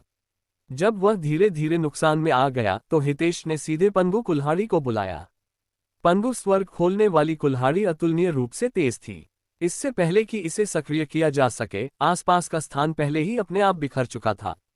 पंगु स्वर्ग खोलने वाली कुल्हाड़ी, ये वास्तव में पौराणिक पंगु स्वर्ग खोलने वाली कुल्हाड़ी है। हे भगवान, यह एक पौराणिक दिव्य कलाकृति है जिसका उपयोग पंगु ने दुनिया बनाने के लिए किया था। अगर उस समय ये दिव्य कलाकृति न होती तो ये दुनिया अस्तित्व में नहीं होती, न ही हमारा अस्तित्व होता। तीनों लोकों में सभी लोग आश्चर्यचकित हो गए। यह इस हद तक था कि कुछ लोगों को पहले से ही लगा था कि हितेश स्थिति को बदलने वाला है। हालांकि जब उसने पंगु स्वर्ग खोलने वाली कुल्हाड़ी को देखा तो होंगाजुन वास्तव में बिल्कुल भी नहीं डरा। इसके बजाय उसके मुंह का कोना थोड़ा ऊपर की ओर मुड़ गया। पंगु स्वर्ग खोलने वाली कुल्हाड़ी, कितना कीमती खजाना है। मुझे उम्मीद नहीं थी कि तुम इस पर अपना हाथ रख पाओगे। इतने सालों के बाद मैंने पंगु स्वर्ग खोलने वाली कुल्हाड़ी को संश्लेषित करने के लिए इस्तेमाल की जाने वाली सामग्रियों का एक हिस्सा काट दिया है। हालांकि तुम फिर भी इसे एक साथ जोड़ने में असक्षम थे। मैं वास्तव में प्रभावित हूँ। हितेश की अभिव्यक्ति शांत थी। इतनी जल्दी खुश मत हो जाना, क्योंकि मैं इसका इस्तेमाल तुम्हारा सिर काटने के लिए करने जा रहा हूँ। मैं तुम्हें ये भी याद दिलाना चाहता हूँ, अपने बारे में बहुत ज्यादा मत सोचो। हम अब अराजकता के युग में नहीं हैं। तीनों दुनियाओं का मालिकाना हक मेरा होने का समय आ गया है, होंगाजुन। तो फिर आप इसे आजमा कर क्यों नहीं देखते? हितेश ने अपनी सांस बर्बाद नहीं की। अपनी कलाई को मोड़कर उसने पंगु स्वर्ग खोलने वाली कुल्हाड़ी पकड़ी और सीधे एक चौंकाने वाली दिव्य रोशनी निकाली जो सीधे पैट्रियार्क होंगुन के सिर पर जा लगी। कुलपति होंजुन ने इस कदम का प्रतिरोध करने के लिए अपने शरीर का ही प्रयोग किया। हेवंस, क्या दाव पूर्वज पागल है? ये पौराणिक पंगु स्वर्ग खोलने वाली कुल्हाड़ी है। उसने वास्तव में अपने शरीर से बचाव नहीं किया और प्रतिरोध नहीं किया। ये तो पागलपन है। सभी को आश्चर्यचकित करते हुए पंगु स्वर्ग प्रवेश कुल्हाड़ी ने कुलपति होंजुन के सिर पर जोरदार प्रहार किया। धमाका। जैसे ही यह धमाका हुआ, तीनों लोग हिंसक रूप से कांप उठे। उनमें अनगिनत बहुत कमजोर जीव थे जो इस हमले की ताकत का विरोध करने में असमर्थ थे, इसलिए उन्हें मौके पर ही सीधा झटका लगा और उनकी मौत हो गई। सभी जीव भयभीत थे क्योंकि उन्हें लग रहा था कि यह संसार किसी भी क्षण नष्ट हो सकता है। ये कंपन काफी देर तक जारी रहा और फिर पूरी तरह बंद हो गया। तथापि जैसे ही सब कुछ शांत हो गया, तीनों लोगों के खरबों जीव जंतु अचंभित हो गए। कुलपति होंजुन को वास्तव में कोई चोट नहीं लगी। इससे सभी को अविश्वसनीय महसूस हुआ। हितेश का हमला पैट्रियार्क होंजुन के सिर पर हुआ और वह पूरी तरह से प्रकाश से ढक गया। कुलपति होंजुन के शरीर पर एक अतिरिक्त कवच था। उस पर 9 रंगों की आभा प्रवाहित हो रही था, बड़ी ही और एक रहस्यमय शक्ति से भरी हुई थी जो अंतहीन रूप से जारी थी, दृढ़ता से उसकी रक्षा कर रही थी। ये कौन सा कवच है? मैंने ऐसा धर्म खजाना पहले कभी क्यों नहीं देखा? क्या कुलपति होंजुन के पास ऐसा धर्म खजाना है? वह कवच है। रुको, क्या वह हो सकता है? महान शून्य भगवान कवच। तीनों लोकों में कुछ विशेषज्ञों ने पहले ही कुलपति होन्जून के कवच को पहचान लिया था। हेवंस, क्या तुम हमारे साथ मजाक कर रहे हो? महान शून्य भगवान कवच, क्या ये दुनिया की सबसे प्रसिद्ध कलाकृति हो सकती है? एक ऐसा अस्तित्व जो पंगु स्वर्ग खोलने वाली कुल्हाड़ी से भी बढ़कर है और पंगु को पोषित करने वाली झिल्ली से बना है। ऐसा कहा जाता है कि इस कवच में सभी हमलों से बचाव करने की क्षमता है। कोई आश्चर्य नहीं कि पैट्रियार्क होन्गजुन को अभी बिल्कुल भी डर नहीं लगा। इस पौराणिक सबसे मजबूत रक्षात्मक धर्म खजाने के साथ वह पहले से ही अजेय है। पंगु अभी भी अंत तक नहीं पहुंच सकता। आखिरकार वह पहले ही कई सालों से मर चुका है और उसने अपने शरीर को तीनों लोकों में विभाजित भी कर दिया है। यद्यपि हम तथा विश्व की प्रत्येक वस्तु सभी को उसने ही आकार दिया है, फिर भी वह विश्व का पिता है। हालांकि ऐसा लगता है कि वह वृद्ध हो चुके हैं और हमारे युग के लिए उपयुक्त नहीं है। हितेश को इस स्थिति की बहुत पहले से ही उम्मीद थी। आखिरकार वह शुरू में बहुत सतर्क था। पैट्रियार्क होन्जून से लड़ने से पहले उसने अपने दिमाग में इस लड़ाई के विकास की अनगिनत बार योजना बना ली थी। इसमें स्वाभाविक रूप से वर्तमान स्थिति भी शामिल है। ऐसा इसलिए था क्योंकि यद्यपि जीरो बहुत शक्तिशाली था, फिर भी उसके द्वारा बनाई गई चीजें सीमित थीं। अंत में हितेश को अभी भी हथियारों के स्तर को बढ़ाने और उन्हें अराजकता कार्डिनल खजाने में बदलने के लिए प्राइमर्डियल पर्पल क्यूई का उपयोग करने की आवश्यकता थी। दूसरी ओर इनमें से कुछ अस्तित्व मूलतः संसार में ही विद्यमान थे। कुलपति होन्जून के पास भी इन खजानों को इकट्ठा करने के लिए अनगिनत समयावधियां थीं। इसलिए हालांकि उसे नहीं पता था कि होन्गजुन के पास कितने ट्रम्प कार्ड हैं, लेकिन उसने अवचेतन रूप से मान लिया था कि होन्गजुन के पास अनगिनत ट्रम्प कार्ड हैं। जहां तक उसका सवाल है, वह इन ट्रम्प कार्डों के खिलाफ अनगिनत जवाबी उपाय बनाएगा।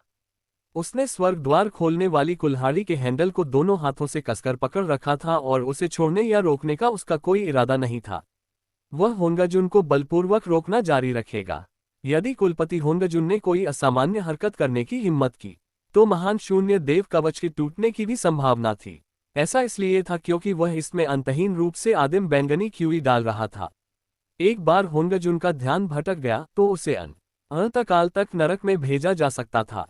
हालांकि हितेश भी खतरनाक स्थिति में था, फिर भी उसके पास जीरो था। जीरो, अब बाहर आओ।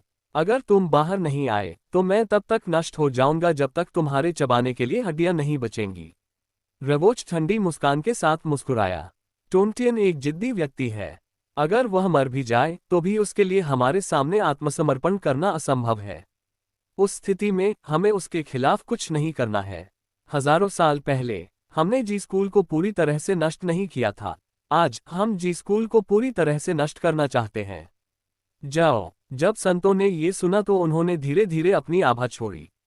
वे छोटी ईमा स्वर्ग सुप्रीम के आदेशों को नहीं सुन रहे थे।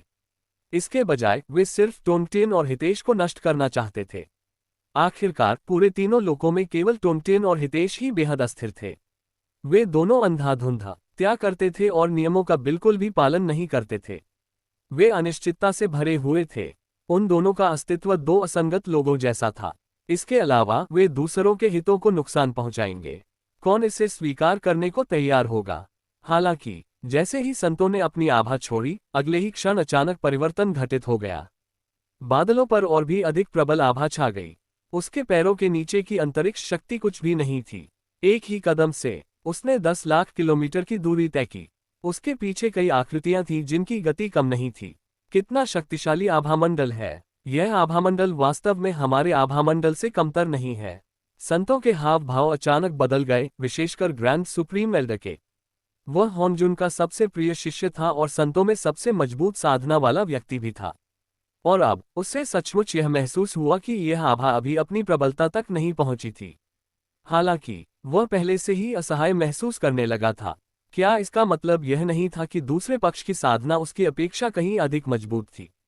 हालांकि वह पहले से ही संत दायरे के 8वें स्तर पर था। 2 और स्तरों के साथ वह सीधे संत दायरे से भी आगे निकल सकता है और एक आदिम अराजकता सीमाहीन स्वर्ण अमर के बराबर हो सकता है। वह एक ऐसा अस्तित्व बन जाएगा जो उसके स्वामी के समान दायरे से संबंधित होगा। क्या ऐसा हो सकता है कि दूसरा पक्ष पहले से ही आदि अराजकता असीम स्वर्ण अमर क्षेत्र के निकट पहुंच रहा हो? जब दूसरा पक्ष आया तो उसके चेहरे पर और भी अधिक आश्चर्य का भाव था। यह देखकर केवल वही नहीं बल्कि वहां उपस्थित सभी लोग स्तब्ध रह गए। हितेश, ये कैसे संभव है? एक और हितेश क्यों है? इस समय तीनों लोकों में सभी लोग अचंभित थे। वास्तव में दो हितेश थे। इसके अलावा उनमें से एक संत था। दूसरे की आभा वास्तव में सभी उपस्थित संतों से अधिक मजबूत थी। ये तो एक स्वप्न जैसा ही था। स्कूल मास्टर टोंगटियन भी अचंभित रह गया। उसने पीछे मुड़कर हितेश के मुख्य शरीर को हैरान भाव से देखा। कौन, आप कौन हैं? हितेश मुस्कुराया। मैं असली हितेश हूँ। तुम्हारे बगल वाला व्यक्ति सिर्फ एक कठपुतली है। स्कूल मास्टर टोंगटियन पूरी तरह से अवाक रह गए। उसके बगल वाला व्यक्ति तो केवल कठपुतली था। क्या हितेश की कठपुतली भी संत बन गई थी? तो फिर हितेश की साधना कितनी शक्तिशाली थी? आपने जो कठपुतली बनाई है वह एक संत है। तो फिर आपका वर्तमान साधना स्तर क्या है? क्या आप एक आदिम अराजकता असीम जीनित स्वर्ग स्वर्ण अमर हैं? टोंगटियन ने सावधानी से अनुमान लगाया और हितेश ने सिर हिलाया और मुस्कुराते हुए जवाब दिया, आप सही हैं। धमाका! संपूर्ण तीनों लोग भयंकर रूप से कांप उठे। हे भगवान, क्या वह वास्तव में एक आदिम अराजकता असीम स्वर्ण अमर है? ये कैसे संभव है? दाव पूर्वज होंगजुन स्वर्ग दाव के साथ एक है। क्या उसने पहले से ही सभी को आदिम अराजकता असीम स्वर्ण अमर बनने से नहीं रोका है? अधिक से अधिक कोई केवल संत बन सकता है या संत दायरे को पार कर सकता है। ये सही है। उसने ये कैसे किया? गल्प! टोंगटियन खुद को रोक नहीं सका और फिर से पूछा, तुमने ये कैसे किया? हितेश ने अपनी नज़र सामने खड़े लोगों पर घुमाई। अतीत में मैंने एक बार आकाश को चीरकर सभी जीवित प्राणियों का निर्माण किया था। अब मैं केवल एकमात्र आदिम अराजकता सीमाहीन स्वर्ण अमर बन गया हूं। इसमें इतनी मुश्किल क्या है? जैसे ही उसने ये कहा, उसका आभामंडल पूरी तरह से फूट पड़ा।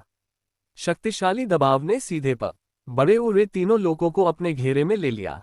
धमाका! उनके ऐसा कहते ही तीनों लोगों में अत्यंत आश्चर्य हुआ। संपूर्ण तीनों लोकों में मृत्यु सी शांति छा गई। दूसरे पक्ष ने एक बार आकाश को चीरकर सभी जीवित प्राणियों का निर्माण किया था। क्या वह पनगु नहीं था? हितेश वास्तव में पनगु था। ये कैसे संभव हुआ? तुम टोंगटियन ने हितेश की ओर इशारा किया और अवाक रह गया। वह पहले से ही अवाक था।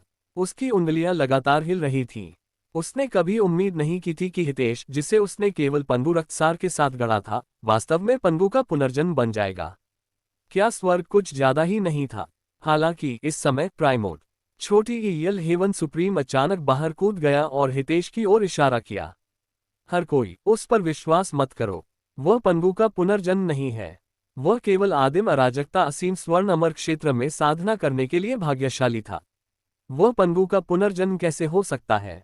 हर कोई उसके द्वारा मोहित मत हो। दाव पूर्वज उसे सम्राट पनगु का भेष बदलने के लिए नहीं छोड़ेंगे।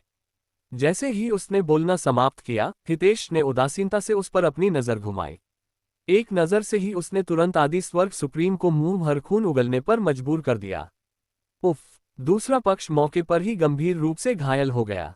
इस समय तीनों लोकों के सभी साधकों के हृदय की धड़कनें रुक गईं। ऐसा लग रहा था जैसे उन्हें बुरी तरह से चिकोटी काट दी गई हो। वह तीन महान अद्वितीय संतों में से एक था, 5वें स्तर का संत क्षेत्र विशेषज्ञ। हालांकि हितेश ने सिर्फ एक नजर से दूसरे पक्ष को गंभीर रूप से घायल कर दिया था। क्या यह थोड़ा ज्यादा शक्तिशाली नहीं था? हालांकि यह अंत नहीं था।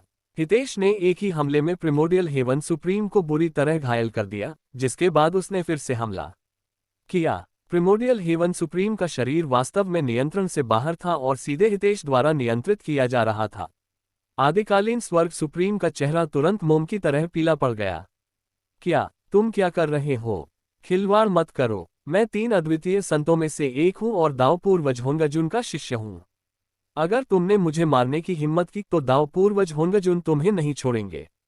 दुर्भाग्य से हितेश केवल तिरस्कारपूर्वक मुस्कुराए। मुझे होंगजुन की परवाह क्यों करनी चाहिए?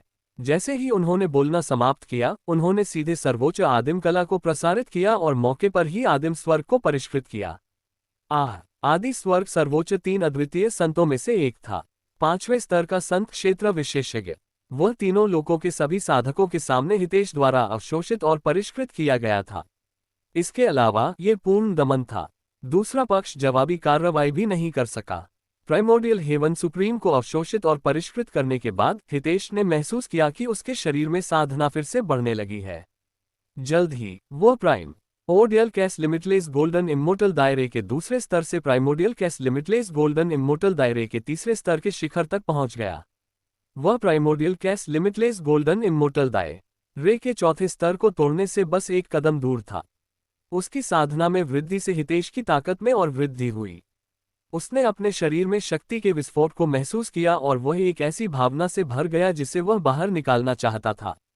कुछ यादें भी उसके अंदर अंतहीन रूप से समाहित हो रही थीं। ये पंगु के बारे में एक स्मृति थी, लेकिन साथ ही यह इस दुनिया का एक रहस्य भी था। पंगु की यादों में हितेश ने वास्तव में एक अत्यंत अजीब चीज की खोज की थी। पंगु एक बार तारों से भरे आसमान के नीचे अस्त-व्यस्त दुनिया में सिमट गया था। उसने ऊपर देखा और तारों से भरे आसमान में एक आकृति देखी। वह आकृति शक्तिशाली थी, मुफ्त आकृति की अतुलनीय यह भव्यता ने पंगु के दिल को गहराई से झकझोर दिया, जिससे वह मदद करने में असमर्थ हो गया, लेकिन दुनिया को चीरकर और शून्य को तोड़कर उस अतुलनीय शक्तिशाली विशेषज्ञ की उपस्थिति को देखना चाहता था। कितना शक्तिशाली! हितेश फुसफुसाने से खुद को रोक नहीं सका। हालांकि जल्द ही एक और अविश्वसनीय घटना घटी। ऐसा लग रहा था जैसे उस आकृति ने पंगु को देख लिया हो।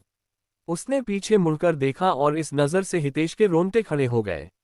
उसने क्या देखा? उसने वास्तव में स्वयं को देखा था। वह वही था जो पंगु द्वारा दुनिया की स्थापना से पहले तारों भरे आकाश में विचरण करता था। आ रहा हूँ गुरुजी, मैं आ गया। ये शियाओ के शरीर से एक सुनहरी रोशनी निकली और अचानक एक विशाल दिव्य भेड़िया बन गया जो पैट्रियार्क होंजुन के शरीर की ओर झपटा। दैवीय शक्ति भड़क उठी और सीधे कुलपति होंगजुन से निर्दयतापूर्वक टकराए। इस समय यहाँ तक कि कुलपति छोटी ई होंजुन का महान शून्य देव कवच भी प्रभाव से कांप उठा। यह आप है? कुलपति होंजुन की पुतलियां सिकुड़ गईं और उनकी आंखें तुरंत ठंडी हो गईं। ये सही है, यह मैं हूँ। होंगजुन, तुम घृणित छोटे कमीने। उस समय जब पंगु की मृत्यु हुई तो तुमने जेड क्रिएशन बटरफ्लाई को छीन लिया और इसे स्वर्ग दाव में विकसित किया। तुम हम सभी को अपने अधीन करना चाहते थे और पूरी तरह से तुम्हारे साथ घुल-मिल जाना चाहते थे। दुर्भाग्यवश तुम मुझे पकड़ नहीं पाए। आज मेरे लिए तुमसे हिसाब बराबर करने का समय आ गया है। कुलपति होंजुन ने नाक भान सिकोड़ी। क्या तुम्हें लगता है कि मैं तुमसे डरता हूँ? इतने सालों से मैंने तुम्हें पूरी तरह दबा रखा है। तुम तीनों लोकों में कुत्ते की तरह घूमते रहे हो। चूंकि आज तुम मरने के लिए निकले हो, इसलिए मैं ये सुनिश्चित करूंगा कि तुम कभी भी मेरे हाथों से बच न सको। ... तो फिर आप एक बार कोशिश क्यों नहीं करते? जीरो ने 2 और हमले किए। पैट्रियार्क होंगजुन के महान शून्य देव कवच से विकसित अवरोध लगातार कांपने लगा, मानो वह किसी भी क्षण टूट जाएगा। किंवदंतियों में स्वर्ग ने 50 दाव को जन्म दिया, लेक छोटी ई न उनमें से एक बच गया। क्या ये वही है जो बच गया? ये वास्तव में स्वर्ग को चुनौती देने वाली रचना है और अतुलनीय रूप से शक्तिशाली है। ये वास्तव में पैट्रियार्क होंगजुन के साथ प्रतिस्पर्धा करने में सक्षम है। भले ही वह महान शून्य भगवान कवच पहने हुए हो, तीनों लोकों के लोग आहें भरने से खुद को रोक नहीं सके। इस समय युद्ध की स्थिति अविश्वसनीय थी। दोनों पक्षों के पास असीमित साधन थे और वे पहले ही अपने चरम पर पहुंच चुके थे। यह अज्ञात था कि वे और कौन से तरीके अपना सकते थे। कुलपति होंजुन को बार बार पराजित किया गया, हालांकि उन्होंने हार नहीं मानी। हितेश, इतनी जल्दी घमंडी मत बनो। तुम्हारे पास जेड क्रिएशन बटरफ्लाई का सिर्फ एक टुकड़ा है, लेकिन मेरे पास जेड क्रिएशन बटरफ्लाई के 49 टुकड़े हैं। संख्या के मामले में भी तुम मेरी बराबरी नहीं कर सकती। जैसे ही उन्होंने बोलना समाप्त किया, उन्होंने सीधे अपने अंतर्न छोटी ई हित धर्म खजाने जेड क्रिएशन बटरफ्लाई को बुलाया। एक विशाल जेड तितली प्रकट हुई और जीरो से युद्ध करते हुए उसने विशाल पवित्र शक्ति उत्सर्जित की। तीनों लोगों के लोग कांप उठे। बहुत शक्तिशाली। कुलपति होंगजुन ने भी अपनी जेड क्रिएशन बटरफ्लाई निकाली। तीनों लोगों के इन 2 सबसे शक्तिशाली विशेषज्ञों ने अपनी जान जोखिम में डाल दी थी।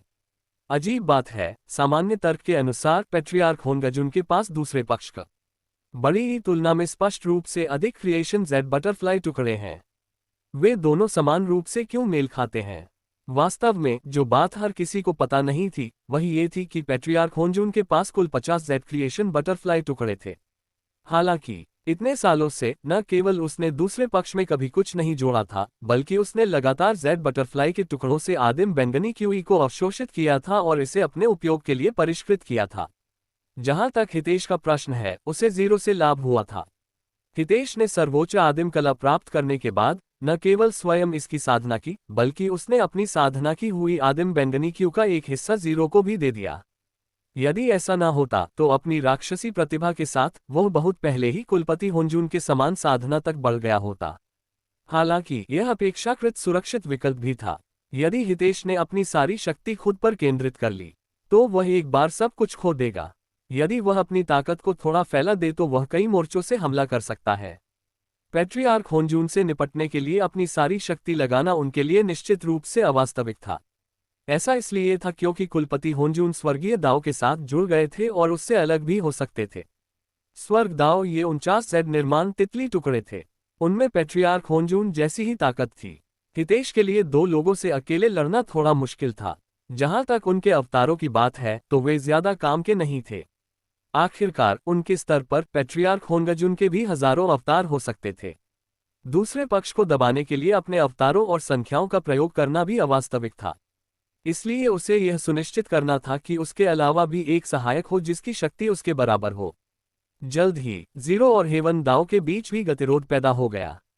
इस समय जब तक स्कूल मास्टर टोंटियन हितेश के शरीर के साथ विलय करने के लिए तैयार था, या बल्कि अगर अरुण रैन सुप्रीम एल्डर को पकड़ सकता है और हितेश को उसे खाने देता है तो उसकी ताकत फिर से बढ़ जाएगी। उस समय इस युद्ध का परिणाम तय होगा। हालांकि इस समय पश्चिम स्वर्ग आत्मा पर्वत की दिशा से अचानक हजारों सुनहरी रोशनियां चमक उठीं। यद्यपि इन स्वर्णिम ज्योतियों में नियत शक्ति बहुत शक्तिशाली नहीं थी, फिर भी उनमें सघन बौद्ध शक्ति मिश्रित थी। इन ताकतों ने पहले ही कानूनों की एक नई शक्ति का गठन कर लिया था। ये दृश्य देखकर होन्गजुन मुस्कुराए बिना नहीं रह सका। हितेश, ये खत्म हो गया है। तुम्हारा अंत पहले ही आ चुका है। हितेश ने अपनी नजर आत्मा पर्वत की दिशा में घुमाई। उन सुनहरी बौद्ध रोशनियों ने वास्तव में उसके चेहरे पर कुछ गंभीरता ला दी। वह स्पष्ट रूप से महसूस कर सकता था कि अंदर की शक्ति इस दुनिया के नियमों से अलग थी। क्या आप बहुत हैरान हैं? क्या आप जानते हैं कि मैंने उस समय पश्चिम स्वर्ग आत्मा पर्वत का समर्थन क्यों चुना था? क्या आप जानते हैं कि मैंने पश्चिम स्वर्ग आत्मा पर्वत को तीनों लोकों में सबसे अधिक धूपबत्ती चढ़ाने वाला संप्रदाय क्यों बनने दिया? मुझे लंबे समय से इस दिन के आने की उम्मीद थी। अगर ऐसा दिन आएगा तो मैं ये गारंटी नहीं दे सकता कि मैं अकेले अपनी ताकत से आपसे निपट पाऊंगा। इसलिए मैंने तीनों लोकों की प्रतिभाओं को इकट्ठा करने के लिए पश्चिम स्वर्ग आत्मा पर्वत का उपयोग किया और उन सभी को बौद्ध दाव की साधना करने के लिए प्रेरित किया। जब किसी बुद्ध की शक्ति एक निश्चित सीमा तक पहुंच जाती है तो वह प्राचीन सच्चे बुद्ध अमिताभ की शक्ति से तुलना करने के लिए पर्याप्त होगी। मुझे मानना पड़ेगा कि तुम वाकई बहुत शक्तिशाली और षड्यंत्रकारी हो। छोटे उम्र जानते हो कि एक और जेड क्रिएशन बटरफ्लाई को कैसे पोषित किया जाता है। हालांकि सिर्फ तुम ही बुद्धिमान नहीं हो, मैं भी सतर्क रहना जानता हूँ। इतने सालों से मैं लगातार बैकअप योजनाएं भी बनाता रहा हूँ। आत्मा पर्वत की शक्ति एक और धर्म खजाना है जिसे मैंने तुम्हें नियंत्रित करने के लिए तैयार किया है। हितेश के चेहरे पर ठंडक थी। अमिताभ बौद्ध संप्रदाय में एक प्राचीन बुद्ध थे। उसके पास अराजकता दानव देवता से कम ताकत नहीं थी। यदि पश्चिमी आत्मा पर्वत अनगिनत बुद्धों की शक्ति का उपयोग करके उसके बराबर एक बल बना ले तो यह अरुण और अन्य को दबाने के लिए पर्याप्त होगा। यदि अरुण और अन्य को दबा दिया गया और वे एल्डर सुप्रीम एल्डर को नीचे ले जाने में असमर्थ थे तो हितेश के लिए ये लड़ाई हारने का मौका था। इस समय पश्चिम स्वर्ग आत्मा पर्वत के बुद्ध को आते देख जी इन तुरंत चिल्लाया, पश्चिमी स्वर्ग के बुद्धों, मेर बड़ी ये आज्ञा सुनो और 10,000 बुद्ध संरचना स्थापित करो। आदेश दिए जाने के बाद सभी बुद्ध, बोधिसत्व, अरहत और बोधि सुप्रीम एक साथ एकत्र हुए और एक विशाल सुनहरे बुद्ध का निर्माण किया। इस विशाल स्वर्ण बुद्ध के निर्माण के बाद उन तीनों की शक्ति अचानक तेजी से बढ़ गई।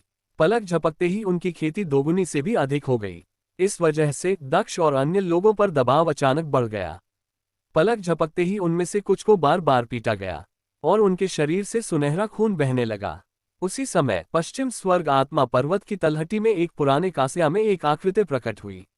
उसने अपने सामने स्थित आत्मा पर्वत को देखा। उसकी आंखें भावनाओं और पुरानी यादों से भरी हुई थीं। कुछ समय पहले ही उन्होंने पाताल लोक जाकर बौद्ध संप्रदाय के लिए सौभाग्य और अवसर प्राप्त करने की महान इच्छा व्यक्त की थी। इस महान इच्छा के लिए वह अपनी स्वतंत्रता का त्याग करने और खुद को हजारों वर्षों के लिए नरक के 18 स्तरों में बंद करने के लिए तैयार था। अमिताभ बौद्ध उद्घोषणा का जाप करने के बाद वह आत्मा पर्वत की ओर चलने लगा। इस स्पिरिट माउंटेन पर एक जागीर थी जो उसके वंश से संबंधित थी। वहां पर क्षितिगर्भ के सभी अनुयायी खुशी प्राप्त कर सकते थे। हालांकि काफी देर तक चलने के बाद भी उसे वह स्थान नहीं मिला।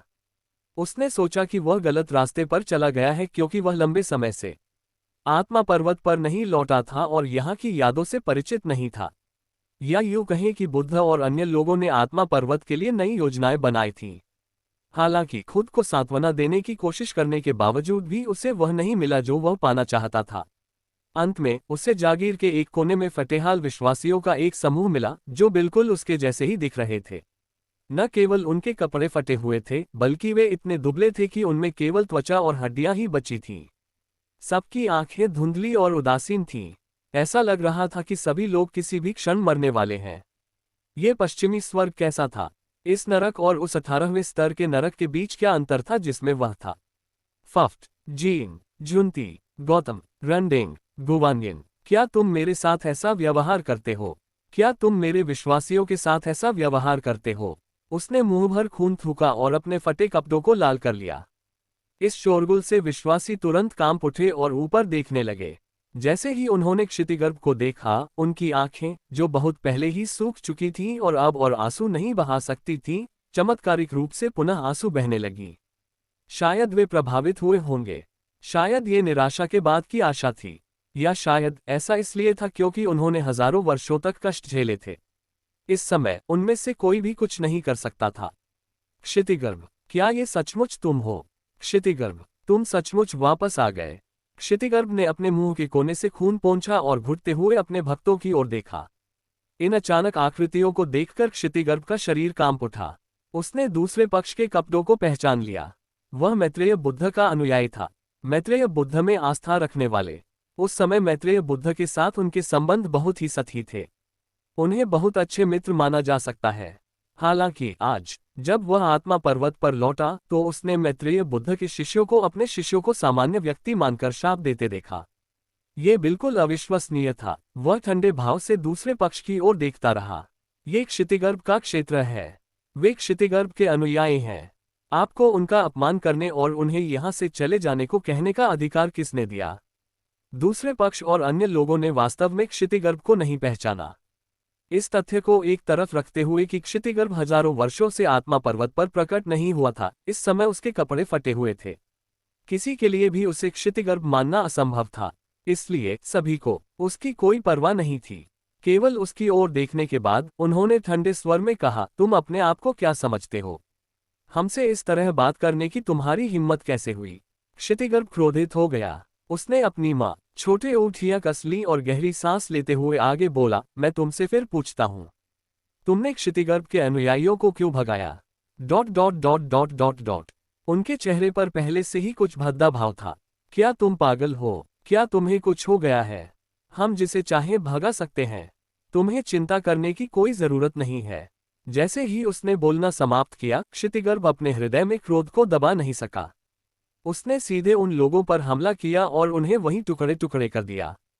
उनकी आत्माएं बिखर गईं। क्षितिगर्भ ने अपनी मुट्ठियां कस ली, उसके नाखून मांस में गल गए, जिससे सुनहरा रक्त बाहर निकलने लगा। क्या वे आमतौर पर आपके साथ ऐसा ही व्यवहार करते हैं?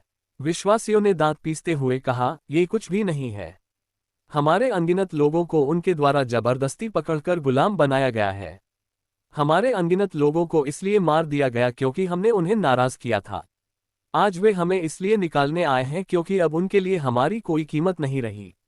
उन्होंने हमें पूरी तरह से निचोड़ लिया है। यदि आप आज इस दृश्य को व्यक्तिगत रूप से देखने के लिए वापस नहीं आते, तो मुझे लगता है कि हम सभी उनकी क्रूरता के खिलाफ प्रतिरोध में मारे गए होते। क्षितिगर्भ का क्रोध पहले ही अपने चरम पर पहुंच चुका था। छोटी जीन, जुनती, लानत है तुम! उसने आकाश की ओर गर्जना की। उसके क्रोध से तीनों लोकों में खलबली मच गई। हजारों वर्षों की कठिन खेती, हजारों वर्षों का बलिदान, ये सब बौद्ध संप्रदाय को अनगिनत सौभाग्य और पुण्य प्राप्त करने में मदद करने के लिए किया गया। अंततः वह दूसरों के हाथों का खिलौना मात्र रह गया। उसके अनुयायी दुख की खाई में जी रहे थे, लेकिन वह फिर भी दूसरों के लिए त्याग कर रहा था। ये किसी ऐसे व्यक्ति से भिन्न नहीं था जो दिन रात बाहर काम करता रहता है ताकि अंत में उसका घर ही चोरी हो जाए। दूसरे पक्ष ने न केवल उनकी पत्नी पर कब्जा कर लिया, बल्कि दूसरे पक्ष ने उनके बेटे को भी हर रोज पीटा। अंत में उनके बेटे को मार डालने के बाद उन्होंने घर पर भी कब्जा कर लिया। अंत में उन्होंने जो कुछ भी काम किया था वह दूसरों को अंतहीन खर्च करने के लिए दे दिया गया। क्षितिगर्भ के हृदय में क्रोध की कल्पना की जा सकती थी। वह बदला लेना चाहता था। वह पूरे बौद्ध संप्रदाय से बदला लेना चाहता था। चूंकि वह उस समय स्वयं का बलिदान करने में सक्षम था, इसलिए वह आज राक्षस बनकर संपूर्ण बौद्ध संप्रदाय को नष्ट करने में सक्षम हो सका। तीनों लोगों की सभी प्राकृतिक आत्माएं, सुनो। बौद्ध संप्रदाय बहुत आगे निकल गया है। वे बहुत पाखंडी हैं। उन्होंने मुझे, क्षितिगर्भ बोधिसत्व को, बौद्ध संप्रदाय के लिए अनंत पुण्य प्राप्त करने के लिए नरक में प्रवेश करने के लिए धोखा दिया। हालांकि अंत में उन्होंने मेरे अनुयायियों को धमकाया और मेरे शिष्यों और महान शिष्यों को नष्ट कर दिया। आज से मैं क्षितिगर्भ बौद्ध संप्रदाय का बोधिसत्व नहीं रहूंगा। मैं एक राक्षस में परिवर्तित होना चाहता हूं और बौद्ध संप्रदाय के साथ असंगत बनना चाहता हूं, जब तक हम इस दुनिया में अंतिम पाखंडी बौद्ध अनुयायी को नहीं मार देते। जैसे ही यह इच्छा प्रकट हुई, तीनों लोगों में अत्यधिक आश्चर्य हुआ। यद्यपि सभी जानते थे कि बौद्ध संप्रदाय बहुत पाखंडी है, लेकिन किसी ने यह उम्मीद नहीं की थी कि बौद्ध संप्रदाय अपने ही लोगों के प्रति इतना निर्दयी होगा। यह तो सचमुच पागलपन था। इससे भी अधिक अप्रत्याशित बात यह थी कि क्षितिगर्भ ने वास्तव में सीधे राक्षस में रूपांतरित होने का निर्णय ले लिया था। बोधिसत्व, जो पूरे बौद्ध संप्रदाय में सबसे दयालु माने जाते थे, उन्हें वास्तव में बौद्ध संप्रदाय द्वारा राक्षस बनने के लिए मजबूर किया गया था। इसके अलावा यह तब भी हुआ जब बौद्ध संप्रदाय दुनिया में सबसे अच्छा होने का दावा करता था। बौद्ध संप्रदाय का पाखंड इस समय तीनों लोगों में सभी के हृदय में गहराई से अंकित हो चुका था। जब कुछ बौद्ध छोटे अनुयायियों को यह समाचार मिला तो उन्होंने अपनी पहचान त्यागने तथा बौद्ध संप्रदाय छोड़ने का निर्णय लिया। इतना ही नहीं, क्षितिगर्भ ने आगे कहा, तीनों लोगों में जब तक यह एक गुट है जो मेरा है, जब तक यह मुझ में विश्वास करता है, इस समय कृपया मुझे अपनी शक्ति प्रदान करें। मैं दुनिया का सबसे बड़ा राक्षस बनना चाहता हूं। जैसे ही उन्होंने ये कहा, क्षितिगर्भ के सभी अनुयायी बौद्ध शिष्यों से क्रूर राक्षसों में परिवर्तित हो गए। इससे भी अधिक भयावह बात यह थी कि इस समय नरक के 18 स्तरों की सभी आत्माएं पुनर्तः क्षितिगर्भ की अनुयायी बन चुकी थीं। इससे पहले जब क्षितिगर्भ ने उन्हें भगाना चाहा था, तो यद्यपि वे सभी पाताल लोक में थे, फिर भी सभी उसकी तरह नरक में ही छिप गए थे और मनुष्यों को नुकसान पहुंचाने के लिए बाहर नहीं आए थे। हालांकि इसका मतलब यह नहीं था कि बुरी आत्माएं अच्छी हो जाएंगी। वे अभी भी दुष्ट थे। वे केवल क्षितिगर्भ के ही स्पर्श से प्रभावित थे और केवल उसके मित्र ही माने जा सकते थे। हालांकि इस समय जब क्षितिगर्भ राक्षस बन गया, तो इन दुष्ट आत्माओं ने अब अपने स्वभाव पर नियंत्रण नहीं रखा। उसका दुष्ट चेहरा पूरी तरह से सामने आ गया था। 1 खरब दुष्ट आत्माएं नरक से रेंगकर बाहर आईं और पूरे वेस्ट हेवन स्पिरिट माउंटेन की किस्मत को तहस नहस कर दिया। इस समय पूरा स्पिरिट माउंटेन नरक बन गया था। सभी भिक्षुओं को दुष्ट आत्माओं ने मार डाला था। क्षितिगर्भ ने असंख्य आस्थावानों और दुष्ट आत्माओं की आस्था की शक्ति को अवशोषित कर लिया था और अपनी संपूर्ण बौद्ध साधना को पूरी तरह से शुद्ध कर लिया था। लेकिन वह एक साधारण व्यक्ति नहीं बन पाया, बल्कि उसकी ताकत लगातार बढ़ती ही जा रही थी। मानव क्षेत्र, भगवान क्षेत्र, अमर क्षेत्र, पलक झपकते ही वह और भी अधिक शक्तिशाली क्षेत्र में पहुंच गया। अंततः सबके सामने वह सफलतापूर्वक आदिकालीन अराजकता के शिखर स्वर्ग स्वर्ण अमर क्षेत्र में आगे बढ़ गया। उन्हें पहले से ही तीनों लोकों में तीसरा सबसे शक्तिशाली गुट माना जा सकता है। पहला गुट स्वाभाविक रूप से पैट्रियार्क होन्जून का गुट था। दूसरा गुट हितेश का गुट था। वह एक आदिम अराजकता जेनिथ स्वर्ग स्वर्ण अमर था जो तीसरे गुट से संबंधित था। उनकी स्थिति को बहुत ही संयोगपूर्ण माना जा सकता है, क्योंकि हितेश वर्तमान में होन्गजुन से लड़ रहा था। होन्गजुन क्षितिगर्भ से निपटने में असमर्थ था। ये भी कहा जा सकता है कि क्षितिगर्भ को इस स्थिति से लाभ हुआ था। आगे बढ़ने के बाद क्षितिगर्भ के शरीर पर स्थित स्वर्णिम प्रकाश रक्त लाल राक्षस प्रकाश में बदल चुका था। इस रक्त रंग की रोशनी ने पूरे पश्चिमी स्वर्ग को पूरी तरह से प्रकाशित कर दिया। तीनों लोकों के सभी जीव इस अत्यंत दुष्ट हत्या की मंशा को देखकर कांपने लगे। ये बहुत भयानक था। दुनिया में एक और राक्षस प्रकट हो गया था। इसके अलावा इस दानव की ताकत संत क्षेत्र तक भी पहुंच गई थी। क्या ऐसा हो सकता है कि दानव दाव अब से तीनों लोकों में समृद्ध होने वाला था? क्षितिगर्भ ने अपनी मुट्ठियां भींच ली और अपने शरीर में बढ़ती हुई शक्ति को महसूस किया। उसे विश्वास करने की हिम्मत नहीं हुई कि अभी क्या हुआ था और वह भावना और पश्चाताप से भर गया। क्या यह आदिम अराजकता जीनित स्वर्ग स्वर्ण अमर की शक्ति है? क्या यह एक संत की शक्ति है? यह सचमुच अत्यंत हास्यास्पद था। मैंने संत बनने के लिए इतने सालों तक मेहनत की, मुझे उम्मीद नहीं थी कि मैं बौद्ध संप्रदाय के संत के बजाय दानव दाओ का प्राइमोर्डियल कैश जेनिथ हेवन गोल्डन इमोर्टल बन जाऊंगा। अपना उपहास करने के बाद उसकी आंखें दृढ़ हो गईं। क्षितिगर्भ के सभी अनुयायियों और नरक के 18 स्तरों की बुरी आत्माओं। एक आदिम अराजकता चरम स्वर्ग स्वर्ण अमर के रूप में मैं क्षितिगर्भ आपसे विनती करता हूं कि आप मेरे साथ लड़ें और पूरे बौद्ध संप्रदाय को मार डालें। मारना, मारना, मारना। स्वर्गीय न्यायालय के युद्ध क्षेत्र में पश्चिम स्वर्ग आत्मा पर्वत के हजारों बुद्धों, बोधिसत्वों, अरहतों और बोधि सर्वोच्चों द्वारा निर्मित 10,000 बुद्ध संरचना एक चमकदार सुनहरे प्रकाश के साथ चमक रही थी, मानो ये बौद्ध प्रकाश में पूरे तीनों लोकों को स्नान करा रही हो। 10,000 बुद्ध संरचना की मदद से जीन, झुंती, रंडेंग, डोबा, गोवानयन, मैत्रेय और अन्य बौद्ध संतों ने हितेश के शिष्यों और महान शिष्यों पर तब तक हमला किया जब तक कि वे एक के बाद एक पीछे नहीं हट गए। कुछ लोगों को तो तब तक कपीटा गया जब तक उनकी आत्माएं बिखर नहीं गईं और उनके शरीर नष्ट नहीं हो गए। दूसरी और तीसरी पीढ़ी के शिष्य पूरी तरह से गिर चुके थे और वे होन्गजुन की रक्त शक्ति का प्रतिरोध करने में पूरी तरह से असमर्थ थे। कुलपति होन्जुन के चेहरे पर पहले से ही एक आत्मसंतुष्ट भाव प्रकट हो रहा था। क्या तुमने वह देखा हितेश? मैं तुम्हारे लिए ये सब तैयार कर रहा हूं। उस समय पंगू दुनिया का सम्मान नहीं करता था और अपने शरीर से दुनिया की शक्ति को हिलाने पर अड़ा रहता था, इसलिए उसकी मृत्यु हो गई। अब तुम फिर से उसके पदचिन्हों पर चलने लगे हो। अगर तुम स्वर्ग का विरोध करना चाहते हो तो तुम्हें भी मरना ही होगा। जो कोई भी स्वर्ग का विरोध करता है उसे मरना ही पड़ता है। हालांकि इस समय क्षितिगर्भ की आवाज अचानक पश्चिम स्वर्ग आत्मा पर्वत की दिशा से सुनाई दी। क्षितिगर्भ द्वारा की गई भव्य शपथ को सुनकर तथा संपूर्ण आत्मा पर्वत की अत्यंत गर्म और शुद्ध बौद्ध आभा को ठंडा महसूस करते हुए होन्गजुन की अभिव्यक्ति बदल गई। अच्छा नहीं है। क्षितिगर्भ आत्मा पर्वत पर चला गया था। बौद्ध संप्रदाय के लोग तुरंत आश्चर्यचकित हो गए। अन्य लोगों को शायद ये पता न हो कि क्या हो रहा है, लेकिन वे किसी से भी बेहतर जानते थे।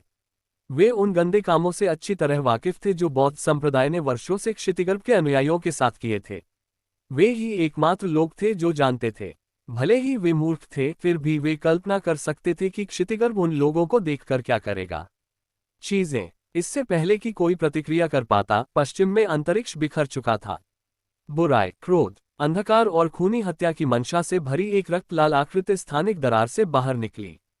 स्पिरिट माउंटेन गंजे, बाहर निकलो और मरना। मैत्रेय पहले व्यक्ति थे जिन्होंने उन्हें रोका। क्षितिगर्भ, अब जल्दबाजी मत करो। हम जानते हैं कि तुम्हारे साथ अन्याय हुआ है। हालांकि चिंता मत करो। जब तक हम ये लड़ाई खत्म कर लेंगे, हम निश्चित रूप से इसे पूरा कर लेंगे। आप रंडेंग ने भी सलाह दी, ये सही है। क्षितिगर्भ, तुम हमारी लड़ाई को बर्बाद नहीं कर सकते। जब तक हम ये लड़ाई खत्म कर लेंगे तब तक आपकी वंशावली पूरे स्पिरिट माउंटेन में प्रथम स्थान पर रहेगी।